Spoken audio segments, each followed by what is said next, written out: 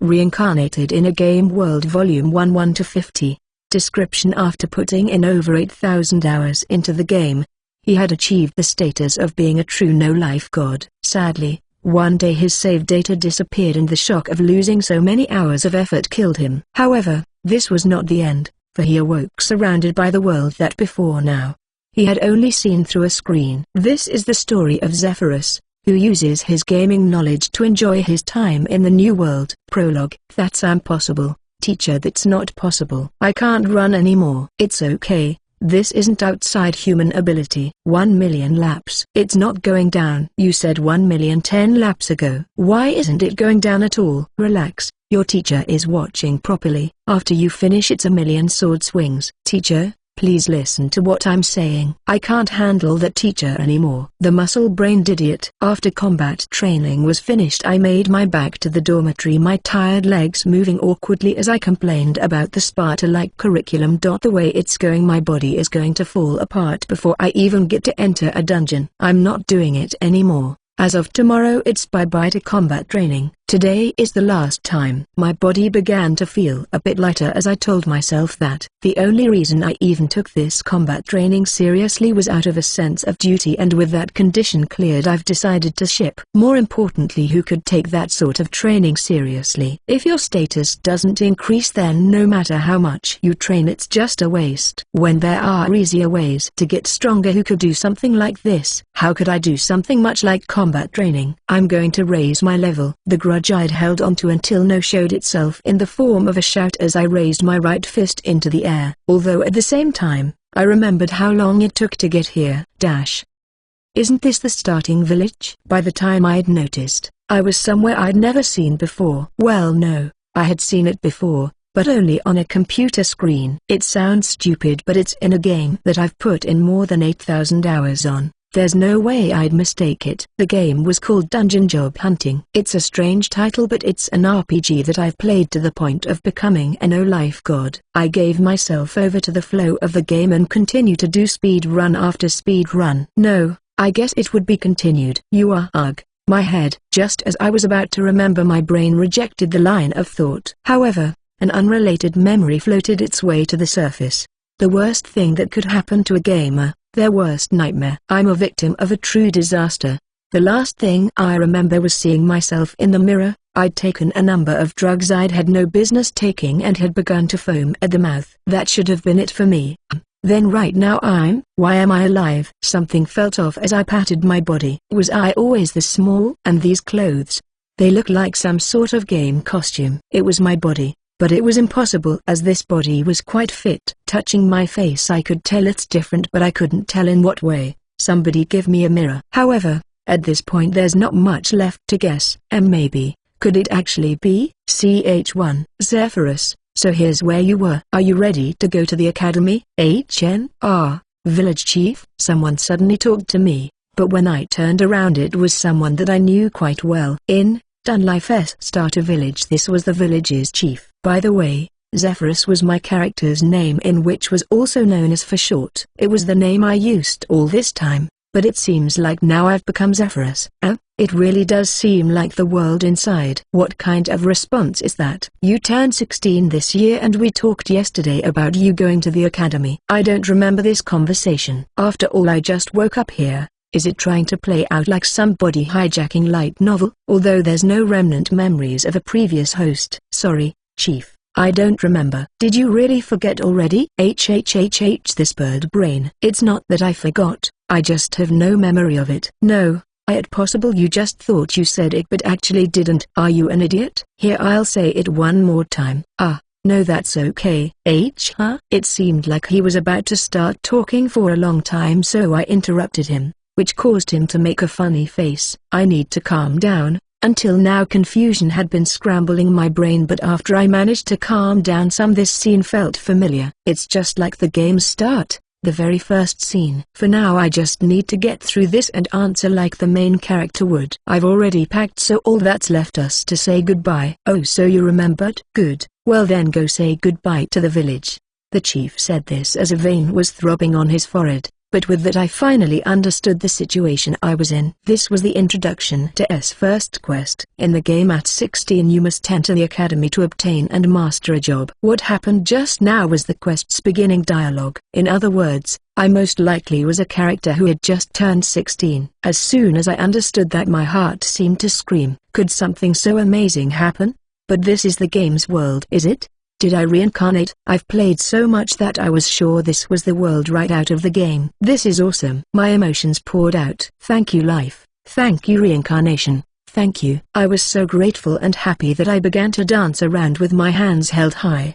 The village people looked at me like I'd taken some sort of weird drugs, but I didn't care. This was the happiest I'd ever been. Such a trivial thing like the loss of save data was no longer of any consequence. Alright, to get to play for real. It's a dream come true. Ha, ha, ha. I'm tired. Before I realized it, I was already splayed out on the ground. I wanted to dance around a bit more, but I didn't have the energy. As I regained my breath, I also began to calm down. It's a pity, but this isn't the place to go crazy. From now on I'll be enjoying for real after all. So, what should I do now? Humming to myself, I jumped to my feet. After all, calm or not, this is still an exciting moment for me. First up would be the job, I guess. Since it's for real, I can't choose a joke job, which means for the first time in years, I should choose the strongest one. Dun Life, just like the name suggests, is a sort of dungeon crawler. Get a job, get some friends, form a party or even a guild, and take on the dungeons. And the best thing about it, it has tons of jobs. Roughly 1021 different choices. There were many jobs that were just dumb, but a proper strategy guide existed in the form of 6 separate books. I of course bought them all. That's why completing the game using all the different jobs takes so long, but to enjoy the real I can only choose one. I've thought about this often. Should I get the chance to actually play, what job would I choose? The number of simulations I ran was well over 100 before I finally chose one. Alright. Now to clear the job requirement. I went forward excitedly while thinking about the future. CH2, weapon shop gap, lunchbox delivery. Oh, if it isn't Zephyrus, thank you. I was careless. The goal is to meet the requirements for the job, so the first thing I did was deliver a lunchbox to the weapons shop. The lunchbox I handed over had a pretty floral design that didn't match the strict square-faced old man at all. Well, the person I delivered it for was his wife, so I'm sure the lunchbox was filled with love. I actually a little jealous.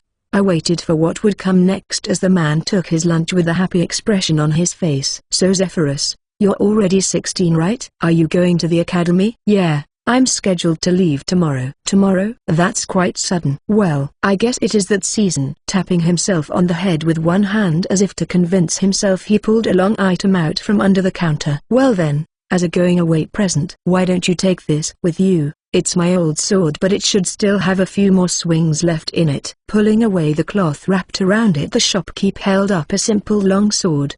The reason for my doing this little side quest was in fact the reward, aka the sword. I smiled as everything happened like I expected it to. Thank you, sir. That's a huge help.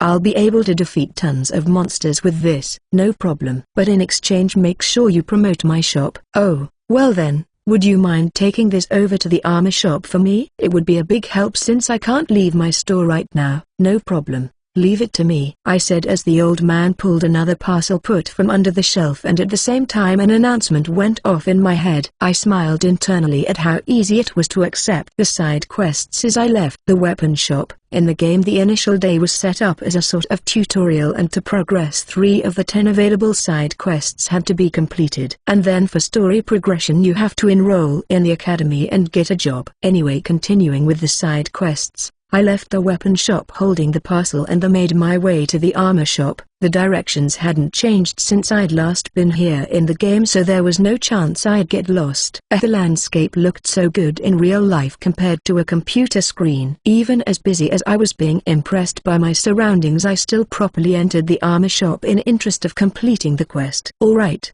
got a sword and a shield. Now, on to the next one. With the tension still high, I headed to the forest near the village. All of the normal side quests take place in the village, but the one that I want is a hidden quest outside the village. One of the most important events in is this hidden even outside the starter village. It's important because by completing this hidden event the amount of jobs you can choose from increase. This game has so many job types it's crazy. And no, you can't just pick whatever job catches your fancy first. Although there is quite a few jobs that require certain conditions to be met. Like, Knight, requires you to have a sword and certain skills.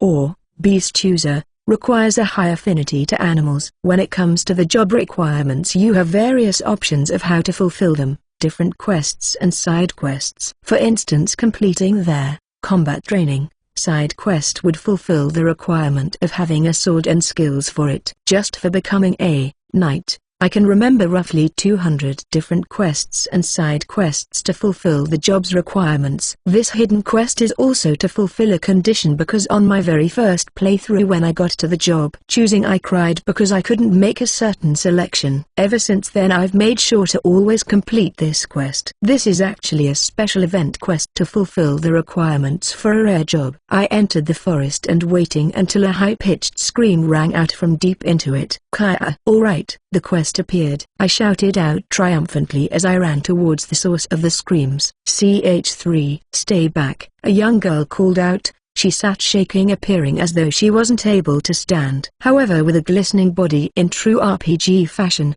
a slime steadily advanced towards her. Its speed equaled about 1/5 of an adult's walking speed, or put simply, incredibly slow. As expected of the thing holding the title of weakest monster, it utterly fails to inspire fear in people, although for this girl it's a strong opponent. Even if it's slow, it's still a monster. Even if it's only corrosive, even if it can only melt clothes, it's still a monster. Actually, that last one would be a pretty strong ability. Slimes don't melt clothes in this game, but people who don't possess jobs are vulnerable. If they're attacked by a monster, it's not possible to put up a fight. That's considered common sense in this world. Therefore, even if it's not particularly dangerous, it's a serious situation to be in if you're under 16 in this world.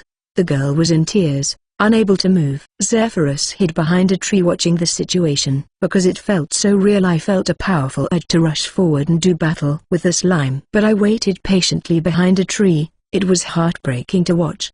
The girl just sat there, shaking as the slime slowly, as if taking its time, drew closer. Why? Because the title of this quest is Protect the Girl Being Attacked by a Slime. Yeah, attacked. To complete this quest, you have to wait for the slime to actually attack the girl. The slime was slow and the girl didn't move, forcing the player to time their entrance. Although this is still a tutorial quest, albeit a hidden tutorial quest, and for that reason, sorry little girl, wait just a bit longer. Because the nasty part of the quest is, if you go out and eliminate the slime now, the quest won't actually show up. I stared intently, waiting for the right moment. The slime inched forward until it was roughly 2 meters from the girl, then stopped. Its body began to wiggle as though preparing for an attack. Now, I dashed out from behind the tree as the slime jumped at the girl. Kaya! The girl let out a scream, but by that time I was already next to her.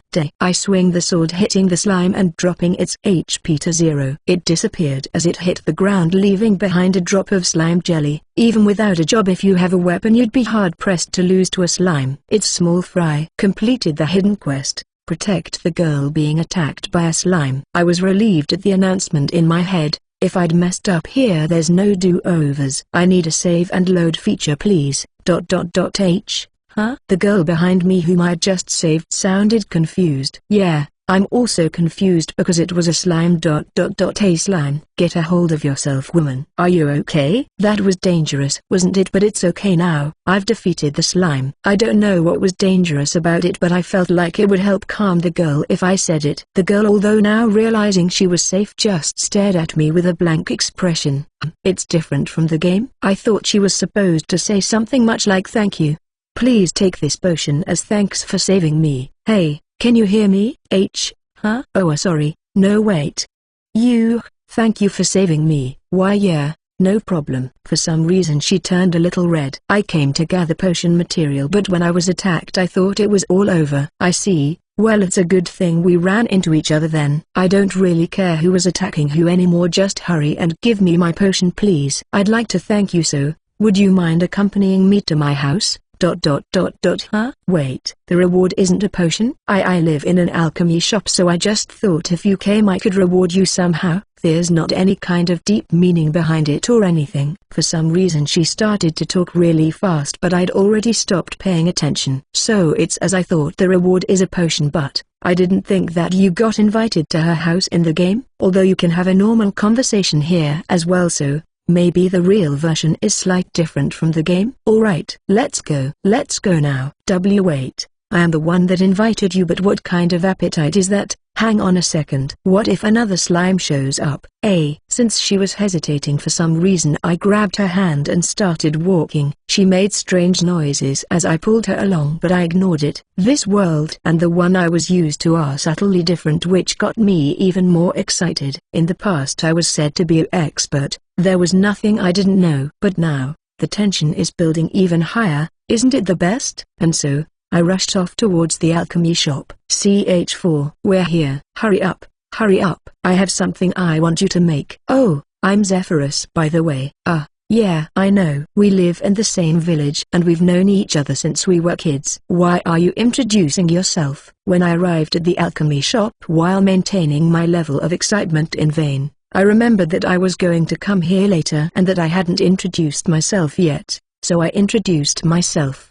But the girl seemed to already be aware of who I was. She also seems unaware that I don't know her name. Not a problem. I got this. Hey, when someone introduces themselves you're supposed to do so in return. That's how it works outside the village, you know. Oh, is it practice for the academy? Well then I'm Hannah. Nice to meet you. Right. That's the way. Oh, so her name is Hannah. In the game she didn't actually have a name. More things I don't know. This is exciting. We entered the alchemy shop together. She led me through the store into the back room. How nostalgic. It had been a long time since I'd entered the alchemy shop in the starting village. You want some tea? Oh, yes please. Hannah seemed to be acting slightly strange, but I accepted her offer of tea. She also seemed to be speaking to me in a more familiar tone. After my reply, Hannah disappeared into the house before returning with what looked like green tea. This wasn't in the game either.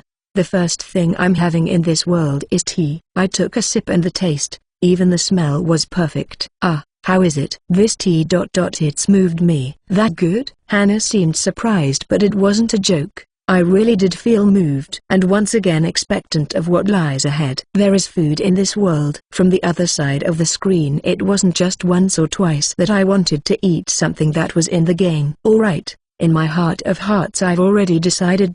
I will conquer food in this world. I will try everything. Anyway, back to the subject at hand. Hannah, what about your parents? The shop looks closed. My parents aren't here right now. I already knew that though. Her parents are part of a different side quest. Without completing it this shop won't open. I relaxed a little, seeing this at least was the same as the game. Perfect. Perfect? For some reason Hannah's face grew bright red. Ignoring her, I pulled an item out. I'd like you to use on this. It seems it was different than what she expected. She stared at my face, then down at my hands, then back up at my face, growing an even deeper shade of red. What's wrong? And nothing. Nothing at all. So you want me to use alchemy? Say it sooner next time. In my hand was my very first drop, slime jelly. So, what do you want me to make with this? Actually, the only item I can make with this is slime konjac. Is that what you want? T/N. Looking at it, I'm pretty sure it's the gross stuff that I always got at an izakaya along with cabbage. Kinda looks tofu-like. I'm 90% sure it's gross, unless I've had a solid 8 beers beforehand and the other food is taking forever. No, I have no need for slime konjac. For now I just want you to try mixing it up.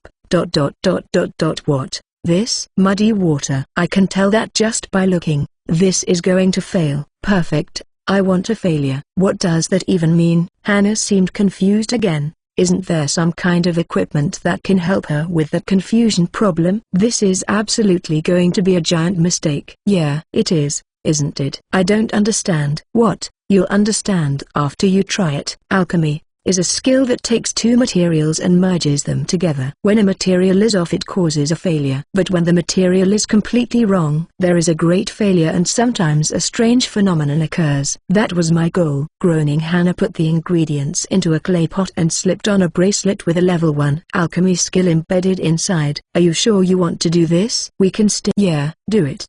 You. I don't understand you. The moment Hannah's alchemy was activated, the clay pot-shaped alchemy kettle glowed green, the contents became black and muddy and spewed smoke. Alright, as far as I can see, it's a great failure. After a short wait, something slimy crawled out. CH5. Kaya, Hannah screamed. 4 slimy objects crawled out of the alchemy pot. Exactly what I'd hoped could happen. This is what's called or for short. Ignoring Hannah, I swiped my sword through the slimes. Bunched up like they were, a single swing was enough to defeat all 4 of them. After which all that was left was the drop items, 2 slime jelly and 2 It's over. Hannah was dumbfounded by the speed in which the slimes were taken care of. The slimes were there and then in the blink of an eye.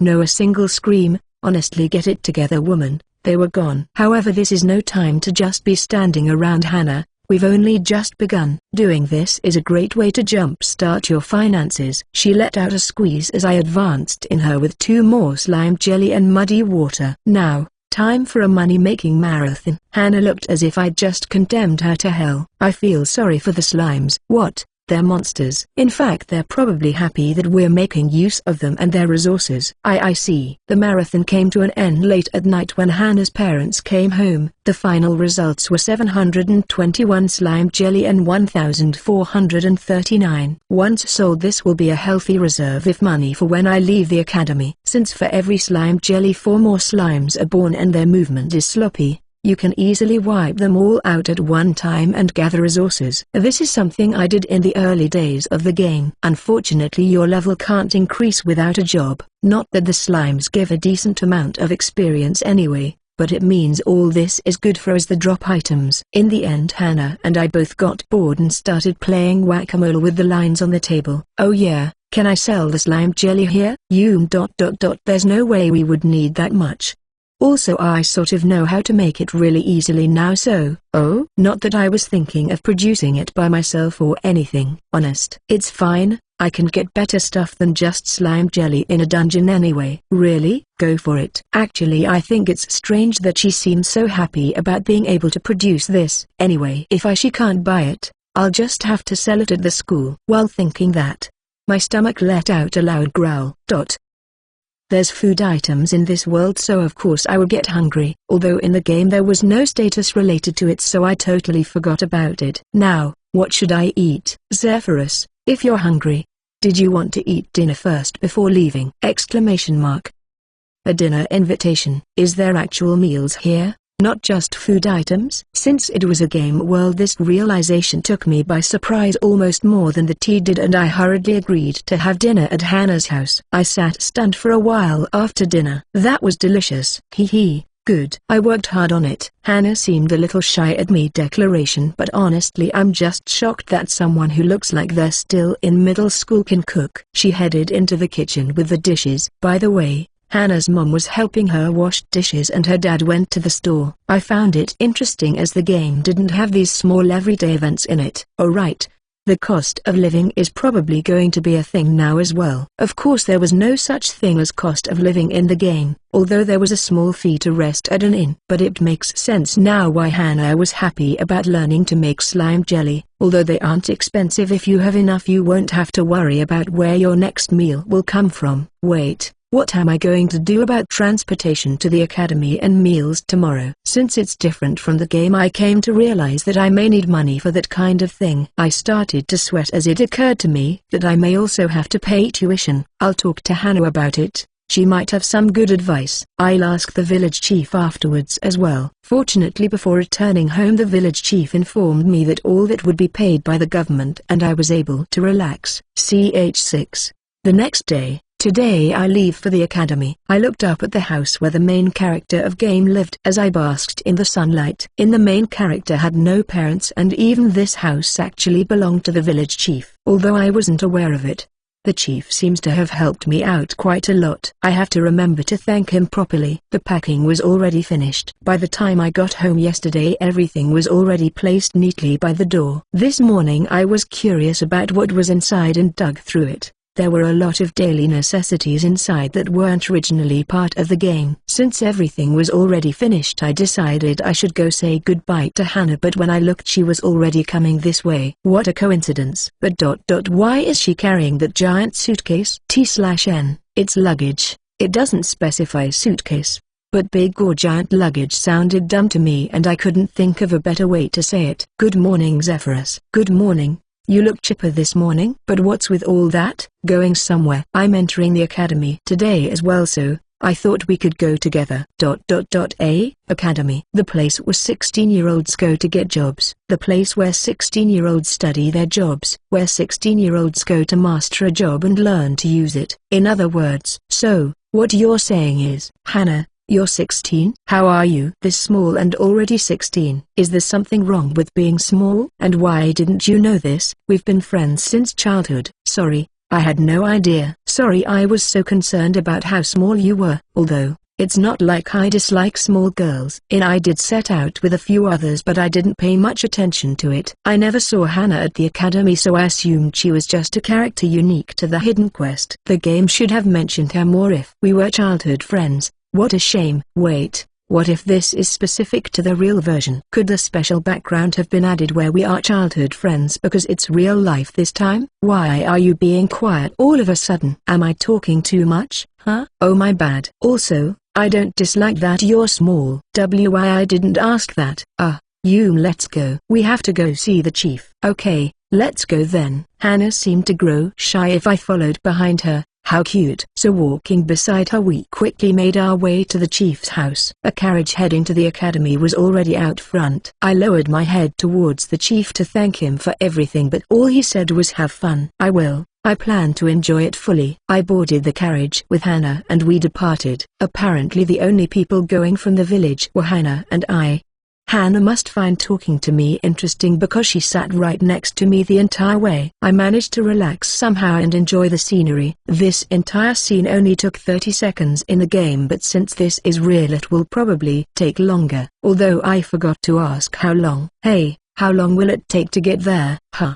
I heard it takes around 10 days or so. Oh, okay, just wait, did she say days? 10 days? Are you serious? That's too long. Someone give me a smartphone or a game console for this, please. I'm begging you. 10 days later. For people in the modern world, going without a smartphone for 10 days is said to be quite difficult. Honestly, it was torture. As such, I will be eternally grateful for the distraction that Hannah provided. It's okay now, Zephyrus. We're almost there. I can see the academy now, so be patient just a bit longer. Hannah was speaking in a polite tone. This should indicate what kind of state my mind was in. Finally, this torture is almost over. It feels like I'm escaping hell. Her voice was like the gospel to me. She had pulled me back from the edge many times, although it looked more like a lie comforting an idiot. But it can't be helped. Boredom can kill in the modern world. And I seriously thought that's how I would go. Death by boredom. Why was there no skip button? Ha ha ha ha ha ha ha ha. I've come home. When the carriage finally arrived at the academy, I was so relieved that I screamed and laughed as I disembarked, aka Labyrinth Academy. I recovered instantly once we arrived.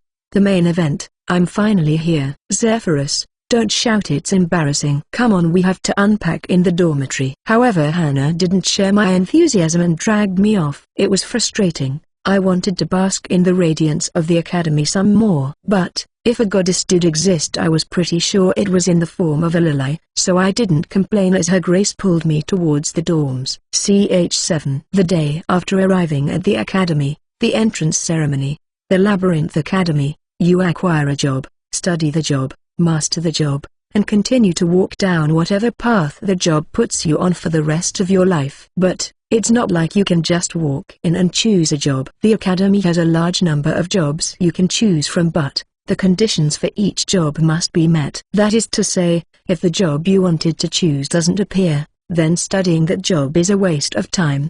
The job selection will determine what you do for the rest of your life. In other words, everyone is betting their lives at the selection. If you detour from the path your rivals would soon overtake you. And while you can technically change jobs, your level would be reset and you'd have to start over completely. A student's best bet is to choose a job and continue straight down the path the job sets. The first thing that new students do upon entering the academy is prepare for the job selection. Basically there is a 1-month period where there are no classes, but each students may take electives that fit the job they want. Basically it's a training period for new students to meet the requirements of various jobs. All of this was explained at the entrance ceremony by an old man with a long white beard. Although he possessed a very sturdy-looking body, he could almost be mistaken for Santa Claus. This new holiday attraction was the Academy's director. In the game I ignored the speech, looking around instead. But, for some reason, even though I already knew what was being explained, I paid close attention this time. It might be strange, but this time around I nearly found the entrance ceremony to be fun. Once the ceremony finished, I wandered off to meet up with Hannah. Zephyrus, have you already decided on what major you're going to choose? She appeared anxious. Yeah, the Dungeon Assault Major, Combat Division. I've already decided on what job I want as well. I see, yeah. What about you? Where do you plan to go? I want to go into the Dungeon Production Major, Alchemy Division. But, if that doesn't work out, then maybe I'll try for the Magical Remedy Division. Oh, I think I figured out why Hannah seems anxious. Our majors are in different buildings, it seems, and with the boy and girl dorms being in separate buildings as well, it won't be easy for us to meet up. Yeah, this academy is big. Like really? Really big. So big. According to the law, those who turn 16 must attend an academy for a job.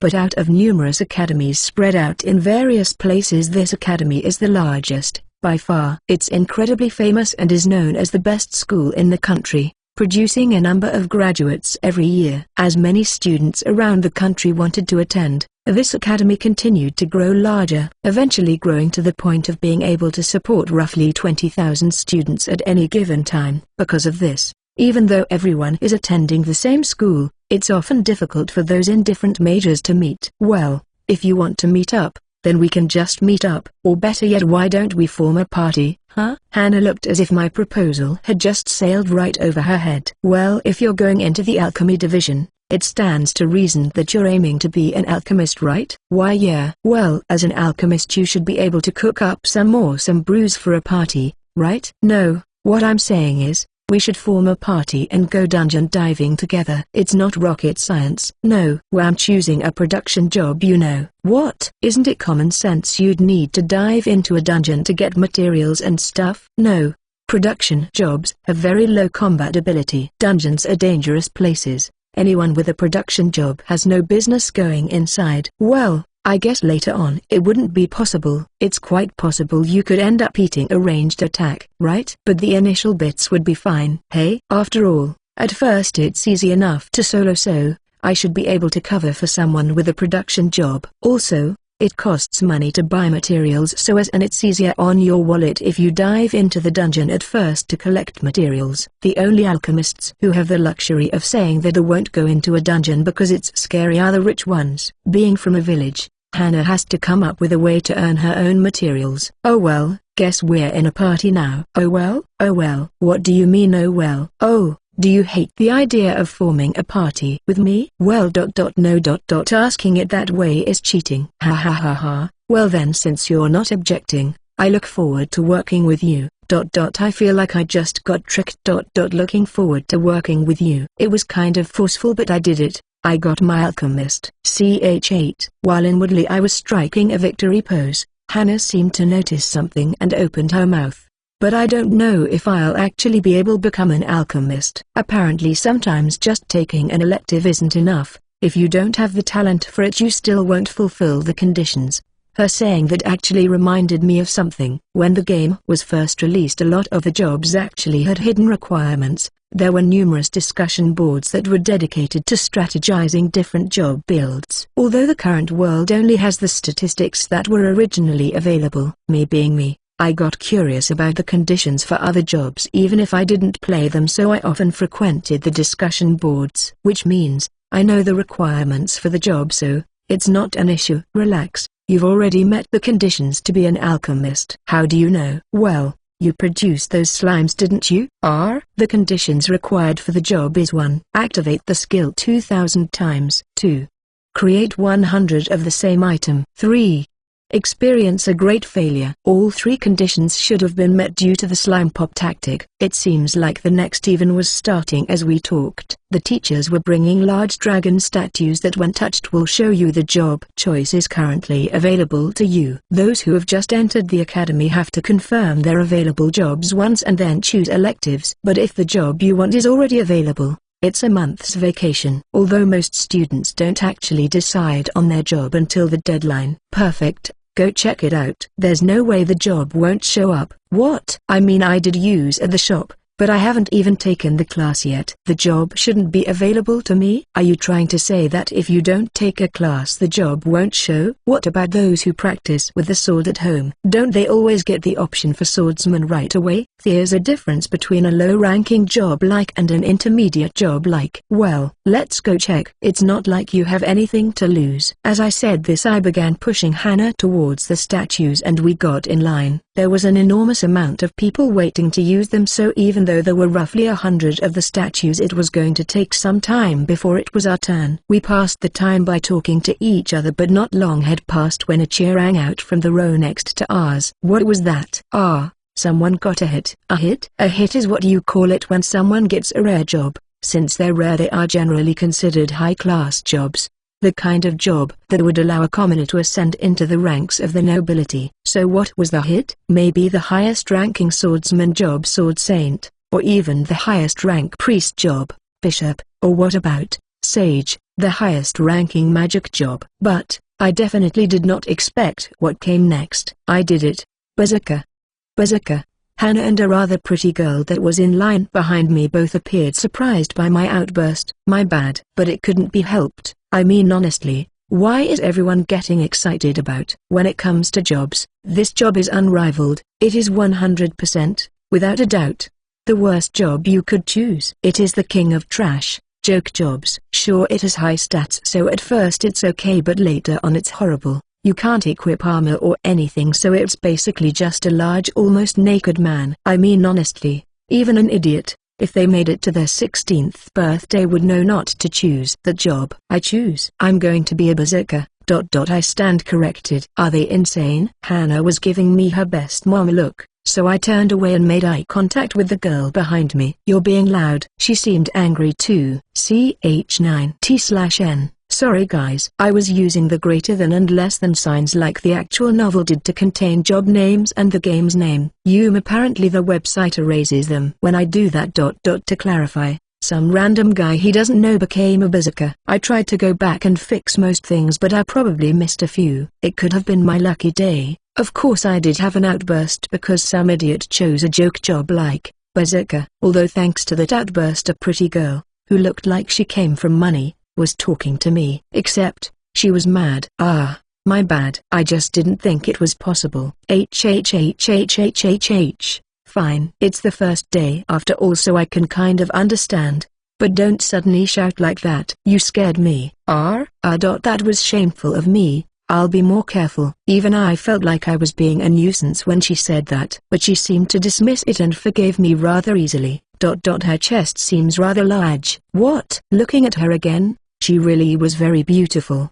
Blue eyes and blonde hair that fell down to the small of her back. Every move she made radiated elegance, yet she wasn't unapproachable. She was of average height, and when comparing her to Hannah, she very well could have been a model. I've never seen such a beautiful woman. I'm a little fascinated, to be honest. Really? I hear that a lot actually. I bet you do. I was almost surprised to hear a vain word come from her mouth, but it just seemed as though she was accustomed to being praised. Her expression hadn't changed. More importantly, you said early that you didn't think something was possible. What did you mean? What's impossible? Actually, I want to know that as well. Hannah, who was watching from the side, suddenly appeared interested and jumped into the conversation. Who are you? Sorry for interrupting. I'm Hannah. I'm aiming for Dungeon Production Major, Alchemy Division. I came to the academy with Zephyrus. Zephyrus? That's me. I plan to enter the Dungeon Attack Major, Combat Division, All-Rounder. Nice to meet you. Oh, me too. I plan to sign up as a tank. I'm Chara. Nice to meet you, Chara. While she introduced herself, I noticed that she did in fact wear a symbol. In Dun life, having a symbol meant you were of aristocratic birth. It seems that's something that hasn't changed. It seems like Hannah hasn't noticed yet, although the one wearing the symbol seems content to ignore its existence. But for such a pretty girl to want to be a tank, no to even want to enter the combat division. Of course, Dun life is a game where even the most beautiful of women fight, but in real life it feels wrong. More importantly, I don't remember seeing her in the game. Surely if there was such a beautiful girl in the game I would have remembered her. Is she a scout character? So about what you were talking about before. Oh, right. Zephyrus, what do you mean by impossible? You were talking about Berserker, right? Yeah, to me anyone choosing Berserker has strange tastes. Chara raised her eyebrows. I heard it was a strong job choice. Unfortunately, whoever told you that is mistaken. Of course they do start out with very high stats, so at first they are overwhelmingly strong. However, the equipment they can use is restricted, since later on you can get equipment with additional resistances and powers, etc. So later on this becomes a hindrance, since wearing equipment lowers the Berserker's stats. That's the first time I've heard that. There was a stark contrast between Hannah, who was impressed with my explanation, and Chara, who was making a complicated expression. This was common sense for me. Why didn't they know this? CH10 Sub-status points. When you level up in Dun life, you get these to help you increase status build. Each time Berserker levels up they receive 23 of these points. Every job receives a different amount of points for each level up. For instance, the Swordsman job receives 12. So, Berserker, at first is very appealing. Next is something called a unique skill. The developers put in a lot of time and effort to make each job's unique skill different.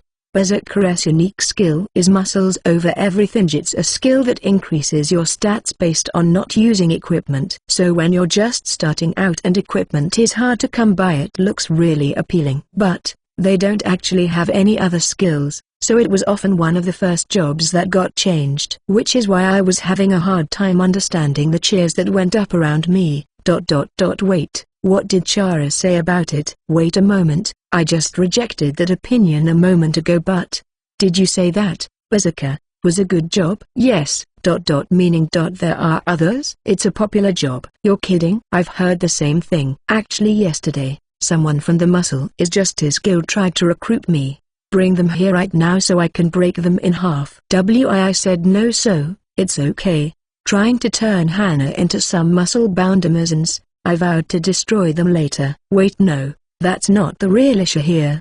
The problem is that in the real life, Dun life, they're calling Berserker a good job. Chara, I want to ask you something. What is it? Advanced tier dungeons are being captured, right? As the dungeons go up in rank, the difficulty increases as well as the number of status effects and environmental conditions. Even for the higher ranking Steel Berserker, it would be a hard ask going through those. And as expected, her answer was, if you're talking about the advanced tier low-ranking dungeons, then yes. And a Steel Berserker was there? I believe there was one member with that job. Yes. I don't believe it. This is a nightmare. But I understand now. It's because people think that Berserker is a good job choice. That's most likely the reason that they aren't getting anywhere with capturing dungeons. Ha ha ha ha ha ha ha. Zephyrus? Hannah looks worried and Chara eyes me suspiciously, but I kept right on laughing. There is so much about this world that I don't know, and what an interesting world it is. When I first came here I didn't have a purpose,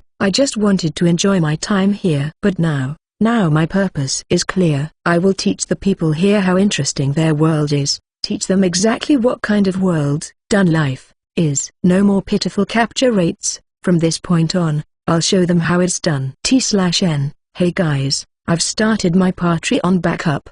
Check it out if you feel like it. CH11. Next, I resented hearing how a joke job like Berserker was popular in this world and became determined to show them the correct way to proceed in this world. Our turn came as I was thinking this and I remembered why we were lined up in the first place. Alright Hannah, go become an alchemist. Okay. Yeah, if it's there I'll become an alchemist. Relax, it's there. I sent Hannah off with a smile and she moved up to the dragon statue. Then according to the teacher's instructions, placed her hand on it. Wow, it's really there. I can't believe it. I heard it showing up depended on talent. Seeing the displayed list on the statue, Hannah looked back at me and smiled. Well, hurry up and choose, alchemist, then. Don't try to wait and hope for something better to come along. The job selection affects your life, so most people hold out and wait for the 1-month period in hopes of getting a good job. They do this because job conditions come in a variety of forms such as daily lifestyle, your beliefs, knowledge, etc. But in this case it would actually hinder the development of the job, because for an alchemist the only other job would be Dark Alchemist. I don't have any use for such a job as it specializes in evil things. Oh okay, I'll do it. Hannah chose Alchemist, and when she did the rest of the list disappeared as Alchemist, filled the screen. Congratulations on your awakening. Please do your best from here on out. Thank you. Hannah bowed to the female teacher as she received the teacher's blessing. By the way, awakening is just a term used to express congratulations when you choose your job. Kind of like throwing rice at a wedding. From today onwards Hannah has become an adult. And next, my turn. I hope you get a good job. Haha, leave it to me. I'll get the best one there is. I responded confidently to Chara and strode towards the dragon statue as another round of berserker cheers went up. They really shouldn't make a fuss about such things. I guess it's up to me to show them what a great job really is. Low tier equals no star, medium tier equals high tier equals fighter, warrior, heavy warrior, swordsman, bladesman, sword saint, twin swordsman, long swordsman, fencer, magic swordsman, bushido, lumberjack, axeman, tomahawk, fist fighter, monk, bowman, ranger, hunter, huntsman, shield user, twin shield user, large shield user, shielder, magic shield user, fortress, healer, white magician, holy magician, dark magician, wizard, sage, priest, shaman, bishop, medicine man, medic, thief, spy, cook, pastry chef, beast user, trainer, alchemist, blacksmith, compositor, craftsman, woodworker, seamstress, sewing master, collector, carrier, porter, adventurer, merchant, commander, chief, bard, performer, masked, phantom thief, detective, hero. T/N. There are 3 types of heroes because the first is what you see when someone is summoned, or a foreigner, etc. Basically a hero that's not from Japan or your home country, world. The next is a hero from Japan, home country, world. And lastly you have the katakana hero. Pretty sure this is what Saitama calls himself in One Punch Man. What? The teacher looking at my list let out an involuntary shout, causing a smile to stretch out the corner of my lips. On the extremely long journey to the academy I had some time to good and meet the conditions for a fair number of jobs. This teacher had probably never seen so many jobs in one list before. It was fun to watch. Her reaction gained the attention of Santa Claus, the school's director, and he made his way over. Sir, the female teacher pointed to the list in what could be considered a massive oversight. There are students who want to keep their jobs a secret, such as those part of the royal family. But since I'm a villager it's not a problem. In fact, I want everyone to see my jobs. The director looked to me for permission first, which I gave. And when I did, "What? This?" The director was also stunned, causing the attention of both students and staff to be directed this way. "What's up with this number of jobs? There's no way. There's even high-tier jobs on there. I haven't even heard of some of those." "Who is that guy?" "He's got Sword Saint. Even commoner could get a high-ranking position with that job." "That's not all he's got. Sage, and Bishop, as well." "What in the world?" "Yes. Look at my job list." Dun Life has a treasure trove of jobs. Even the ones listed here are just a small part of the whole. So don't be fooled by jobs like Berserker. There are much stronger jobs. CH12. Everything devolved into chaos. Suddenly the gathering was no longer about looking at jobs, and instead everyone was focused on me. After giving permission to the director, researchers in white clothes appeared around me and began taking notes on my job list. Without the name of jobs, finding them is difficult. Figuring out the name of the job comes first before trying to figure out the requirements for them. After all, I can hear the researchers' excited voices as they discuss previously undiscovered jobs. Although, This was an event where many people were waiting to view their available jobs. Because of that, the researchers cried tears of regret and vowed to make more time later to view the list. Good, because everyone was all excited about a job like berserker, so I thought maybe they were lazy about looking for jobs and their requirements. Luckily though, it looks like there were some needs interested in it after all. I'm not charitable enough to teach them everything for free, but I can give you a few tips on how to get a powerful enough job that you don't need to run to something like berserker. Everyone had since calmed down. Instead they seemed to be concentrating, trying to see what job I would choose. Even from behind me, Chara was watching me too. Good. Zephyrus, why don't you take some time to decide? There are a lot of jobs here as well as many previously undiscovered ones. We'll be happy to cooperate with you. The administrator suggested I take some time to think about it, and I can't say I didn't understand the reasoning behind it. It's only natural that it should take time to choose with so many options. Well, guess I should choose then. Please relax. I've already decided on a job. Addressing the director politely, I chose the job that I had decided on my first day in this world. It took such a long time. A 10-minute section in the game took almost 2 weeks. But now it's time to meet the partner that I chose for this world. Hero T/N, the foreign one. Job obtained, hero. An announcement went off in my head, then the list closed, and zoomed in on their hero job. From here on out, I became a hero. A commotion was stirred up around me. Everyone had been watching for my decision. But one word, one voice stuck out from the others. It said, hero. That's right, I chose hero. Requirements: defeat 1,000 monsters, do not have a job, possess a sword and shield, save someone's life. Only available to the main character. It's a powerful job. Even though the amount of sup doesn't reach that of the berserker, it's capable of attack, defense, magic, and healing, as well as possessing 2 unique skills. Officially the strongest job, rank 1, hero. Even with everyone watching, I didn't hesitate when choosing it. Thank you, I'm glad I was able to get a job. Huh? Oh, congratulations on your awakening. When I thanked the female teacher, she seemed to come to her senses after a moment and congratulated me. It seemed like she was more polite to Hannah. Although speaking of heroes, because of the recent light novel boom, there's actually a trend where people become villains. For those that don't want to choose their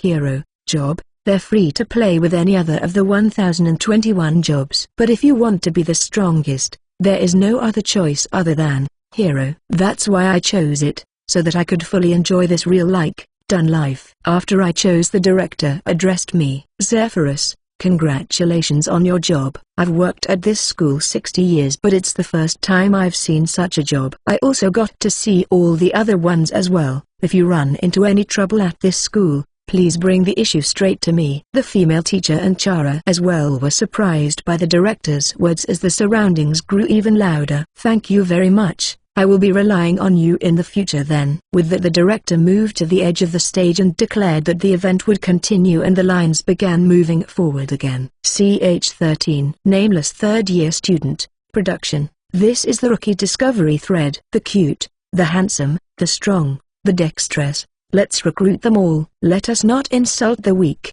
or the shadow characters. We must strive to be amazing upperclassmen so that the new students can enjoy their time here.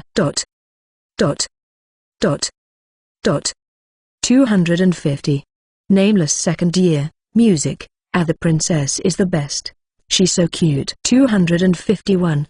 Nameless second year, combat. I strongly agree. I'm so envious of the first years that get to be in her class. 252. Nameless third year, support. Wait, they don't separate into classes for another month, right? There's still a chance. 253. Nameless third year, combat. Party. Guild. 254. Nameless third year, right. The beautiful princess might just enter our guild, and if she does, we can do everything together. 255. Nameless second year, music. Gross, don't look at the princess like that. It's disrespectful. 256. Nameless third year, are you part of the fan club? I'm sorry for being cheeky. 257. Nameless third year, production. The fan club went, should we go next time? 258. Nameless third year, but this year all the first year girls are high level. 259. Nameless third year, investigation. What? 260. Nameless third year, no, I mean the first year's levels are high this year. 261. Nameless third year, production. You guys, this is supposed to be a thread welcoming first years. It's gone rouge. 262. Nameless second year, production. Well, I understand playing around too. The entrance ceremony is always filled with chaos. There's a lot of competition and jealousy mixed in as well. 263. Nameless third year, production. I won't deny that, but it's why upperclassmen should show dignity. 264. Nameless third year, combat. Berserker. 265. Nameless second year, production. Some people have exploded with jealousy. 266. Nameless third year, production. Congratulations to the first years that became Berserkers. 267. Nameless second year, production. There's the dignity of the upperclassmen, respect.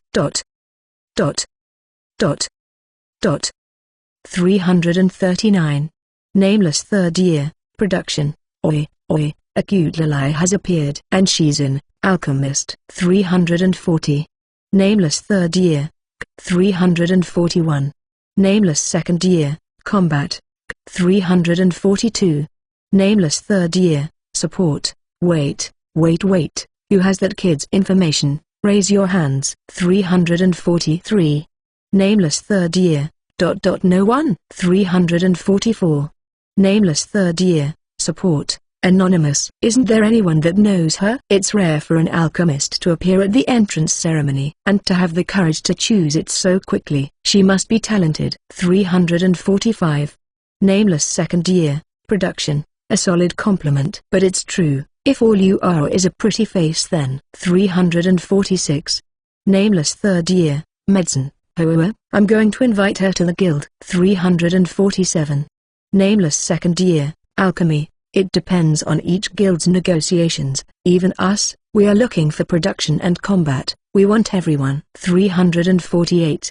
Nameless third year, production. It's important to maintain the dignity of the upperclassmen. Recruit in moderation. Don't just recruit everyone because they're cute. 349. Nameless second year, alchemy. Got it. 350. Nameless second year, production. What an adult. 382. Nameless third year, production. Guys, someone got an amazing job list. 383. Nameless third year, boy, girl. 384. Nameless third year, production.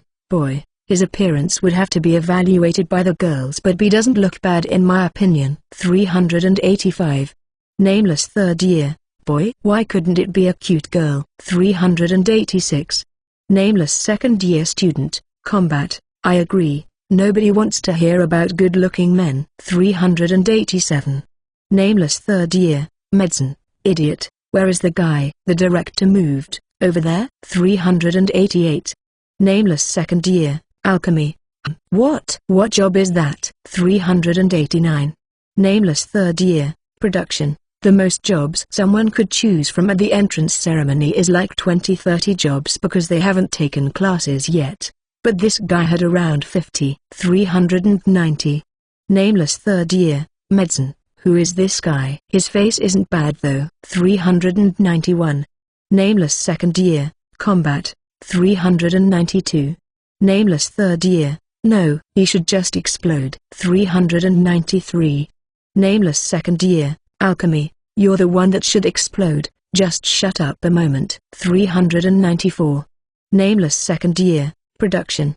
The researchers are here, their eyes are all bloodshot, it's scary. 395.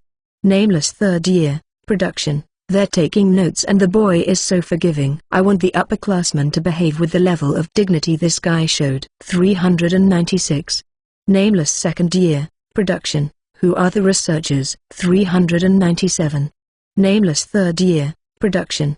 They research jobs and the conditions for their appearance. They also organize the elective classes. 398. Nameless second year, production. You're well informed. 399. Nameless third year, production, because I'm upperclassman. 400. Nameless third year, inspection, wow. 401. Nameless second year, alchemy, for real. 402. Nameless third year, what's this now? 403. Nameless third year, medicine, he chose, hero. 404. Nameless third year, huh? 405. Nameless second year, combat, hero. What's a hero? 406. Nameless third year, production, I don't know what hero but it appears like it's a legendary job. 407. Nameless third year, true story. 408. Nameless third year, investigation, that's not the issue here, hero. It's a hero. 409. Nameless third year, medicine, maybe he'll enter our guild. 410.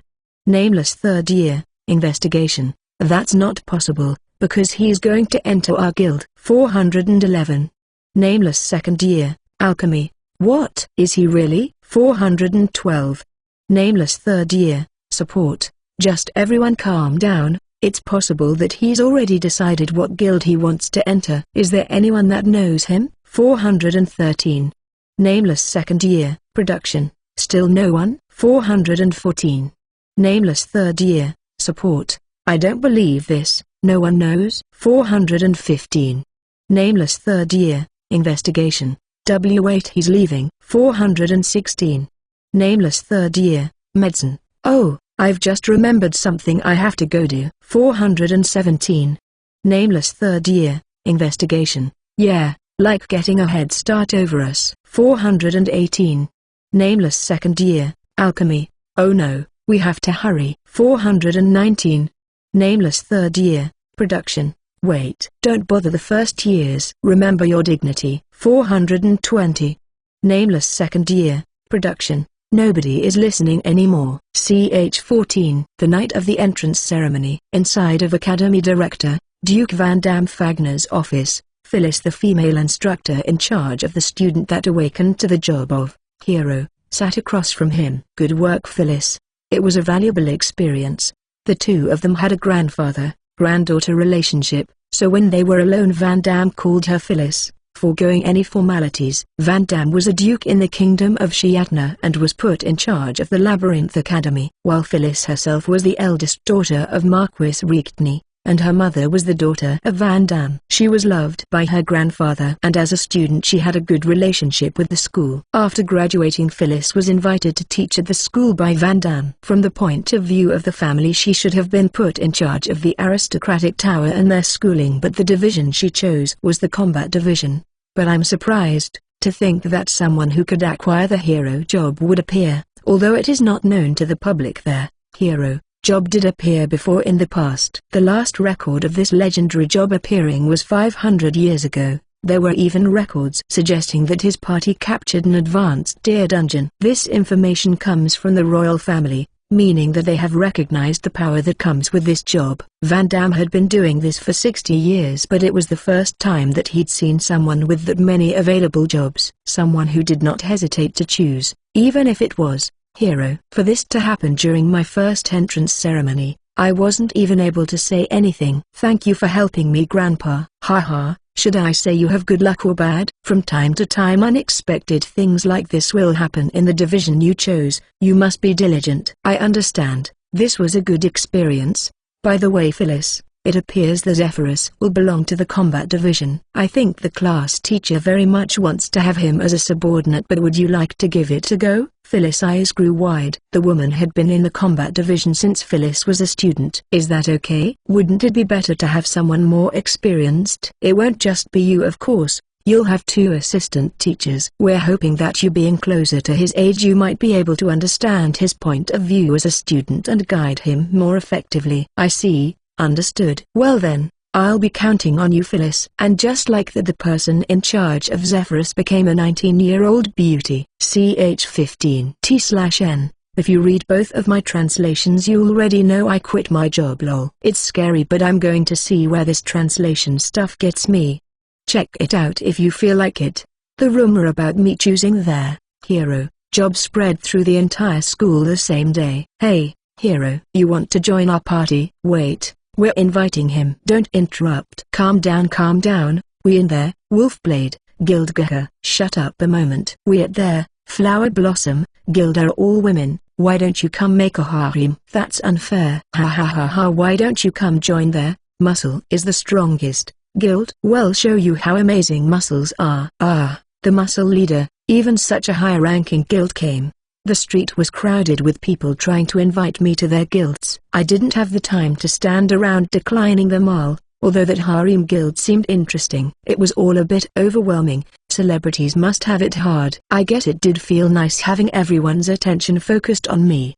These girls are strong, all the boys are being pushed back. The only one able to get close was the guy from the muscle guild. Wait, are you the one that tried to turn Hannah into some crazy muscled freak? The chaos was brought to an end by the arrival of the school guards. The wonderful time I had being surrounded by women was over and I glared at the guards resentfully. However, that didn't end the situation completely as people continued to try to come and invite me to their guilds, so the guards had no choice but to escort me. I would believe it if someone said there was a risk that I would get kidnapped. Even though I'm a hero, I'm still level 0 and it would be hard for me to resist the older students. All around me girls glared at the guards. I might have secretly wanted to be kidnapped. Because the dorms were dangerous, I was brought to stay at the aristocratic building. They told me that my luggage would be brought over tomorrow. I don't plan to enter a guild or a party, so it will probably be like this until I start my own guild. I sank back into the fluffy bed provided by the aristocratic dorms. Party is a term for a group that enters a dungeon together. It usually consists of 5 people. A guild, on the other hand, is a minimum of 5 people but can be up to 50, all combining their strength to take on dungeons. This world is full of dungeons, so much so that civilization was built around going into dungeons and their resources fuel the economy. That's why when children turn 16 they get jobs and go to school to enter the dungeon. The school itself has 80 dungeons close by that they regulate and use to help the students grow. Also, this world is based in level. That is, the higher the level of someone, the better their natural abilities are. Of course, the higher your level is, the stronger your abilities are.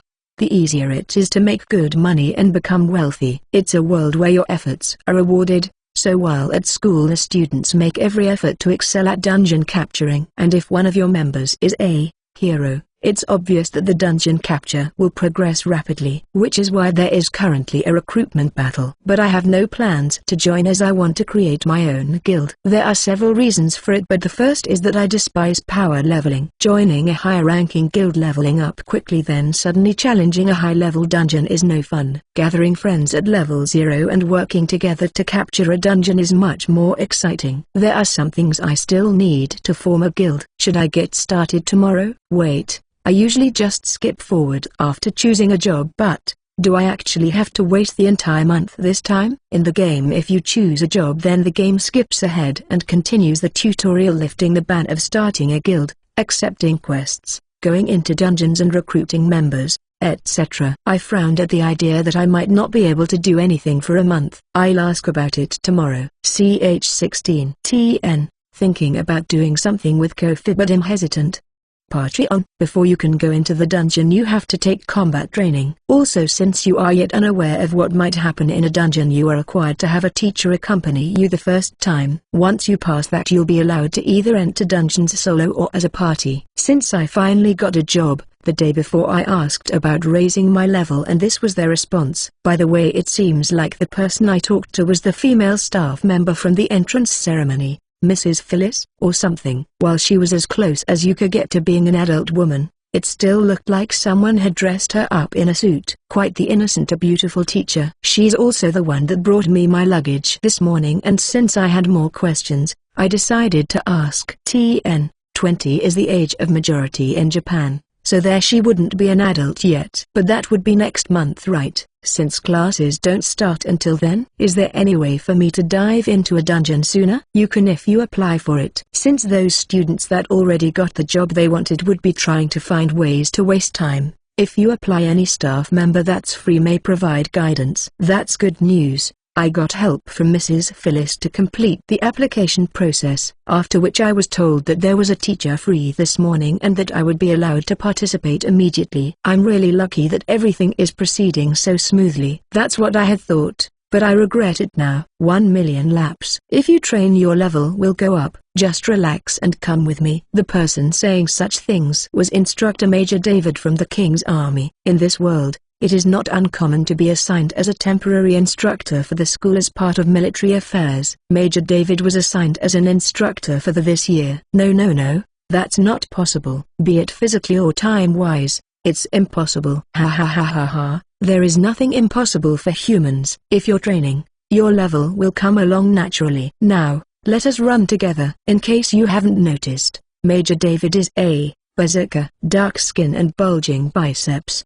This macho man seems to seriously believe that nothing is better than muscles. This is bad. This is seriously bad. No matter how you look at it, this guy wants to turn me into some kind of muscled freak as well. Should I run? No, he's gone out of his way to set time aside for me today, so I can't abandon this. No way, do I seriously have no choice but to do this? And so, I decided to participate in this hellish training.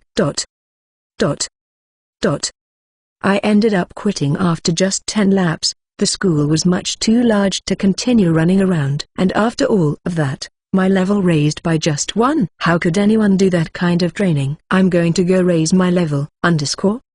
The reason behind doing the combat training was to raise my level, although I won't be doing it anymore. For instance, in net games you get experience for completing quests and such, but the combat training in Dun Life is similar. If you are a combatant, you don't necessarily need to defeat monsters in a dungeon in order to raise your level. You can get experience through combat training. If you're in production making, things will have the same effect. In the game, after you acquire a job, the game skips forward and your level is automatically raised to 5 AMD from the you begin diving into the tutorial dungeon. After clearing the tutorial dungeon a few times, your level would raise to 10. Which is the requirement for the next beginner dungeon, and in that way the story progresses. By the way, I looked it up. Admission to the tutorial dungeon began at level 5. I wasn't aware of this since in the game you started at that level. So, in other words, combat training is aimed at getting you to level 5, but if you reach level 5 without it, then there's no need to take it. That's the theory I came up with anyway. So raising my level without doing combat training and without entering a dungeon. Is there a way to do it? Of course,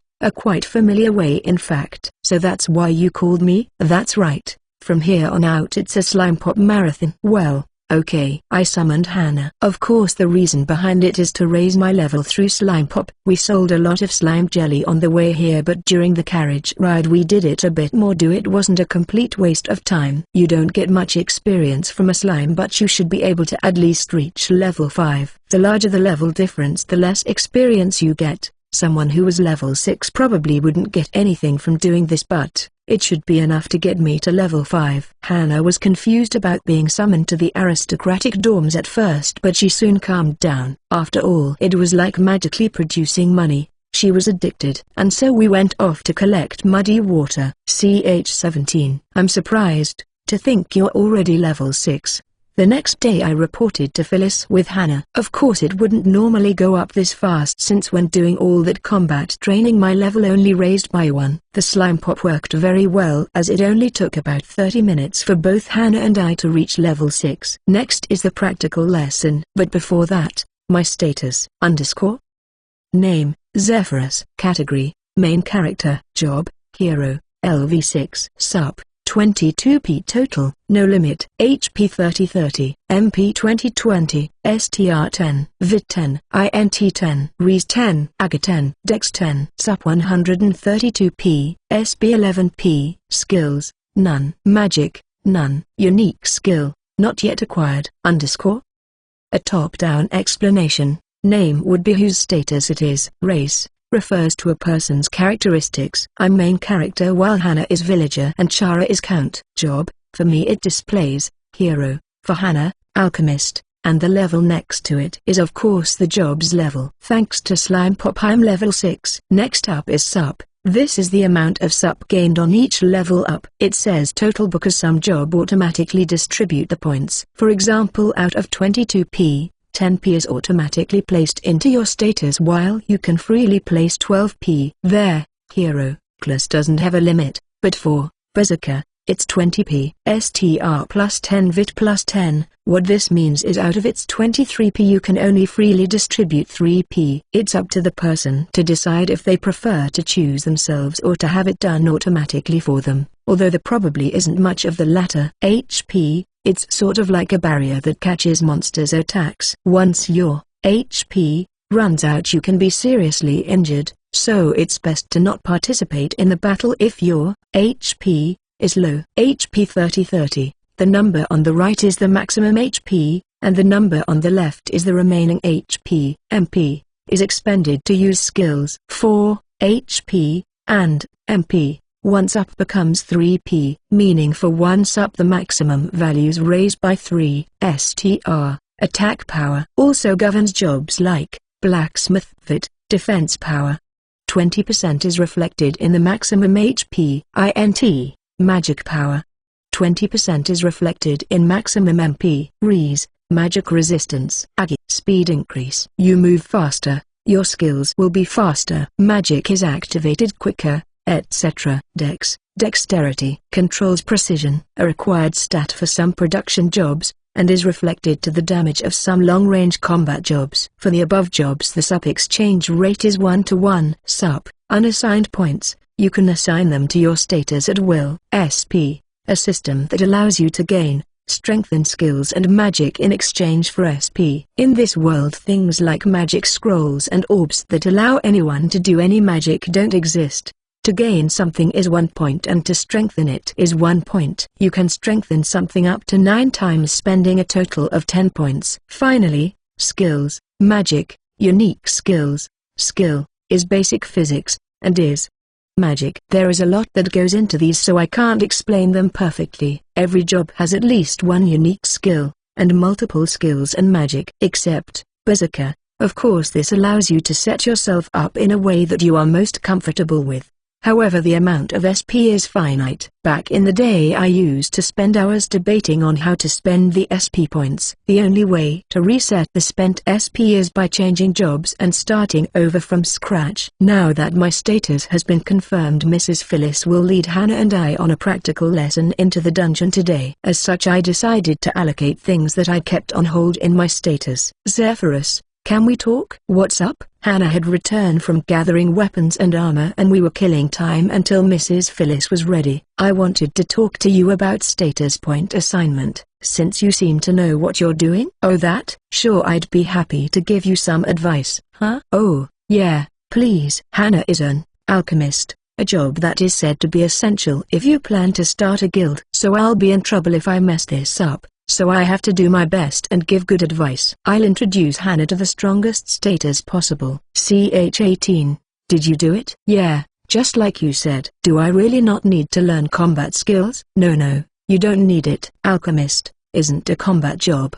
Besides, SP isn't infinite, so it's better to focus on the production skills. Hannah allowed me to allot her points for her status. It was helpful that she also hadn't used any of her sup or SP, so I was able to teach her how best to build the alchemist job. But I didn't force her or anything. After all, these choices will affect her life. I can't ask her to live her life for my convenience after all. However, she did decide to go down the path I laid out. You're sure it's okay? Yeah, I want to be useful to you. Saying things like that, I almost fell for her, but it fell short at her lily-like appearance. That's not all though, right? Hannah didn't originally want to dive into the dungeon. Based off of this build it would be smooth sailing for her to make a living with just production. I wonder what changed her mind about the dungeon. Why don't you figure that out on your own? I decided to stay silent. The finished status, _ name, Hannah. Category, villager. Job, alchemist. LV6. Sup, 14p. Limitation, HP 3030, MP 20/208080, STR 10, VIT 10, INT 10, Rees 1019, AGA 10, Dex 1065, Sup 54p 0p, SP 11p 0p. Skills, Alchemy LV 10, Compounding LV 1, Magic, none. Unique skill, unacquired. Alchemist S Sup is 14p. While 5p is automatically assigned to Dex, You can assign 9 points freely. 54 points were accumulated by LV6. These were applied to Dex, MP, and Res. The first skill was Alchemy, which was maxed out with 10 SP. At low levels you'll make more mistakes and the amount of items you can make is limited, so it's best to max it out early on. Other materials can also be made through compounding, so the next order of business is to max it out. But for now it's good. And like Hannah said, there was combat skills available as well. Kettle Smash, hit target with an alchemy pot. But, as you might expect, I don't need this. Rejected. Alchemist is a production job after all. It should stay that way. By the way, you can show another person your status by touching a crystal dragon statue. They're expensive, but one was placed in every room of the aristocratic dorms. In the case of one's own status, it can be seen just by thinking about it. No special items are needed. Now that Hannah finished, it's my turn. There are a total of 25 that can be learned by their hero, and 2 unique skills. Early in, 10 and 1 unique skill can be learned. The list: Body Strengthening, Crisis Detection, Intuition, Life Magic, Rush, Lightning, Recovery, Healing, Appeal. Hero's Sword, Unique. As you can see, the Hero's skills are almighty. Name: Zephyrus. Category: Main Character. Job: Hero. LV6. Sup: 22p. No limit. HP 30-30-63-63, MP 20/20 140 STR 1050, VIT 1025, INT 10, Res 1020, AGA 1025, Dex 1012, SUP 132p0p, SB 11p0p. Skill: Body Strengthening LV5, Intuition LV4, Appeal LV1. Magic: None. Unique skill: Hero's Sword LV1. The passive skill: Body Strengthening. This is an exceptional skill that increases stats other than HP and MP by 1.6 times when raised to LV10. Even at level 5 the effect is 1.3, making STR effectively 65. This will help you raise everything evenly. Although sometimes it's nice having high attack power, so for now I focused on STR. However, it's a little overkill for the tutorial dungeon, so I stopped at 50. Next, Intuition is an excellent skill that can be used for surprise attack countermeasures, trap discovery, hidden door discovery, etc. Appeal is a provocative skill. Since Hannah will be accompanying me, I'll be playing the role of tank. Hero's unique skill: Hero's Sword. The Hero's Sword must cut through all the demons. Non-attribute: physical / debuff, single shot, deals damage of 300% of attack power. Defense down. It is a simple but very powerful attack skill. If you raise it to LV10, it would be 600% attack, but since it drinks MP, I kept it at 1 Latvian lats for now, although it still consumes 15 MP per use. For this reason, even though I don't have any magic, I raised my MP to 140. After that the preparations are complete and it's almost time. Hannah, let's go. Okay. Thanks Zephyrus. I'll do my best in the dungeon.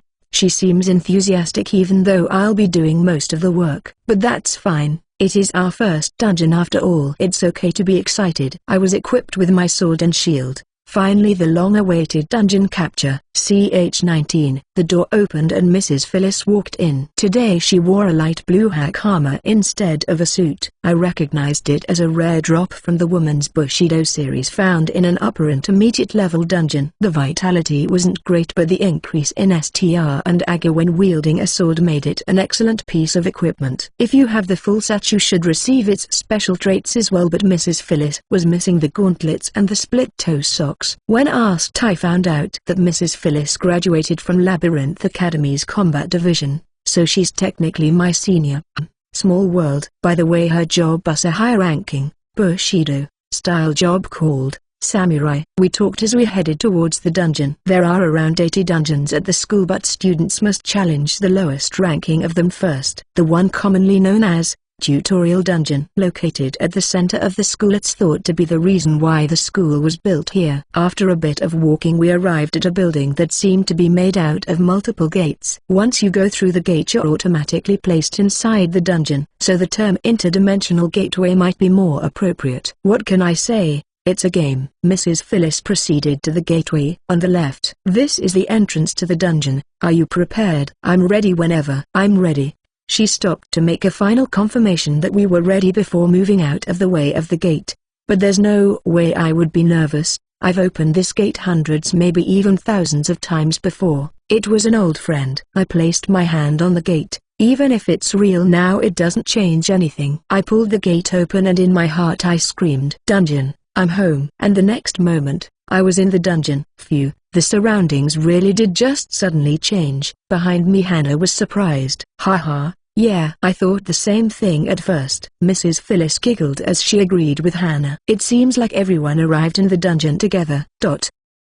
Zephyrus, what's wrong? It seems like Hannah is worried about me, but please wait a moment. I'm soaking in this feeling. This is the air of the dungeon that I'd dreamed about visiting so many times. I was barely containing my emotions. In fact, I should be praised for not jumping for joy. "Zephyrus, this is a class, so you can't keep daydreaming." When I turned around, Hannah looked mad, causing me to return to reality. "Hannah. Oh Hannah." What? I'm disappointed. Mrs. Phyllis made time for us, so pay attention. "What are you, my mother?" "Alright, I get it. Sorry Mrs. Phyllis." "Hi, it's okay. Everyone has a different reaction, so part of the lesson is waiting for everyone to calm down." I'll omit what was said afterwards. It basically boiled down to, "There are monsters, so be careful." After that we moved along, with me in the front, Hannah behind me, and Mrs. Phyllis at the back. The tutorial dungeon is just a straight path with no traps and no chance of getting lost, but also no treasure. I guess it is the tutorial after all. "Mrs. Phyllis, I've found a monster. Can I kill it?" The first monster was a mochi, a large round body all white in color that looked like a rice cake. It had nearly zero attack power. "Isn't it just a slime?" "This gives 3x the amount of experience since it's a dungeon monster, so what's the point of the slime?" "Although slime pop is useful." I got permission.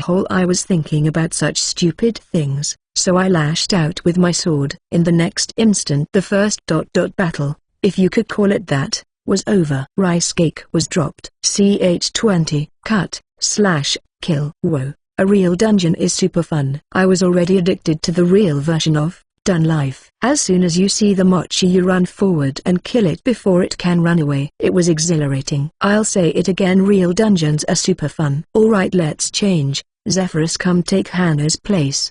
The time passed by quickly and suddenly my fun was over. But at least I can check the loot now, I guess. Let's see. Rice cake, corn, wheat, barley. It's all grains. I'll do my best. Don't try too hard. Hannah's job was alchemist, and she possessed zero attack skills. Moreover, she was barely 140 centimeters tall and looked at least 2 years younger than she was. To put it clearly, Hannah was a lily. In other words, the teacher was worried. Should I get an attack skill after all? You know, well, try it like this first, and if it doesn't work out, well, think of something. After all, Zephyrus didn't use any skills either. Hannah was watching my fights from before, plus her opponent was a mochi. Just relax and watch, Mrs. Phyllis. Okay, I'm going. Hi. Hannah shouted in a cute voice and swung her two-handed mace in a beautiful gold swing with no hesitation. Huh? Mrs. Phyllis sounded surprised as Hannah's mace connected with the mochi, sending it sailing down the corridor. Rice was dropped. Nice shot. I did it. I high-fived her when she came back, and with that Hannah's first fight was finished. Wait. Nice shot? What just happened?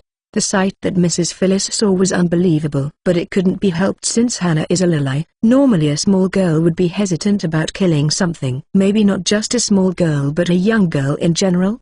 But not matter how you look at her, Hannah looks as though she has no business being in a fight. Although when it comes to Hannah, she has more kills than I do, by an overwhelming majority. That's right.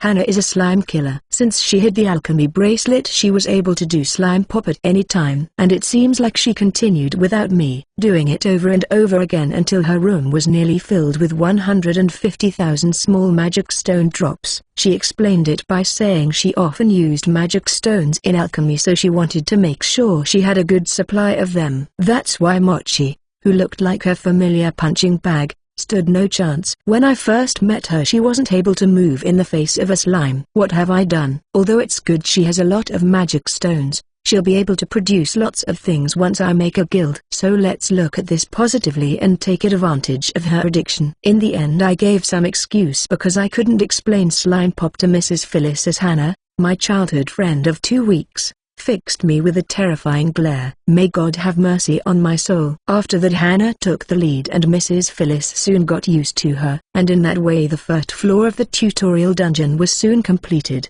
23 drops. Shall we get something to eat once we go back? The only monster in the tutorial dungeon was Mochi, and the drops were all food items. As expected of a world where all the resources come from a dungeon. Of course the staple foods are also from monster drops. In the game most of these items were sold, but in the real, done life, I get hungry, so it may be worth reviewing drop items. Some of the items I deemed as worthless may turn out to be useful after all. Ha ha ha. I'm looking forward to what will come next. Reincarnated in a Game World 21-35, ch 21. Now, the second floor. The first floor of this dungeon was a plain-like area that just continued straight ahead. The second floor, however, was more forest-like with trees growing here and there. But much like the first floor, the path was straight, so it wasn't possible to get lost. We've arrived at the second floor. Please be aware that from here the monsters will be different, so be careful. Mrs. Phyllis cautioned us about the monsters, but I was well aware of what appeared on this floor and thus couldn't understand why caution would be necessary. What kind of monsters are there here? That was Hannah.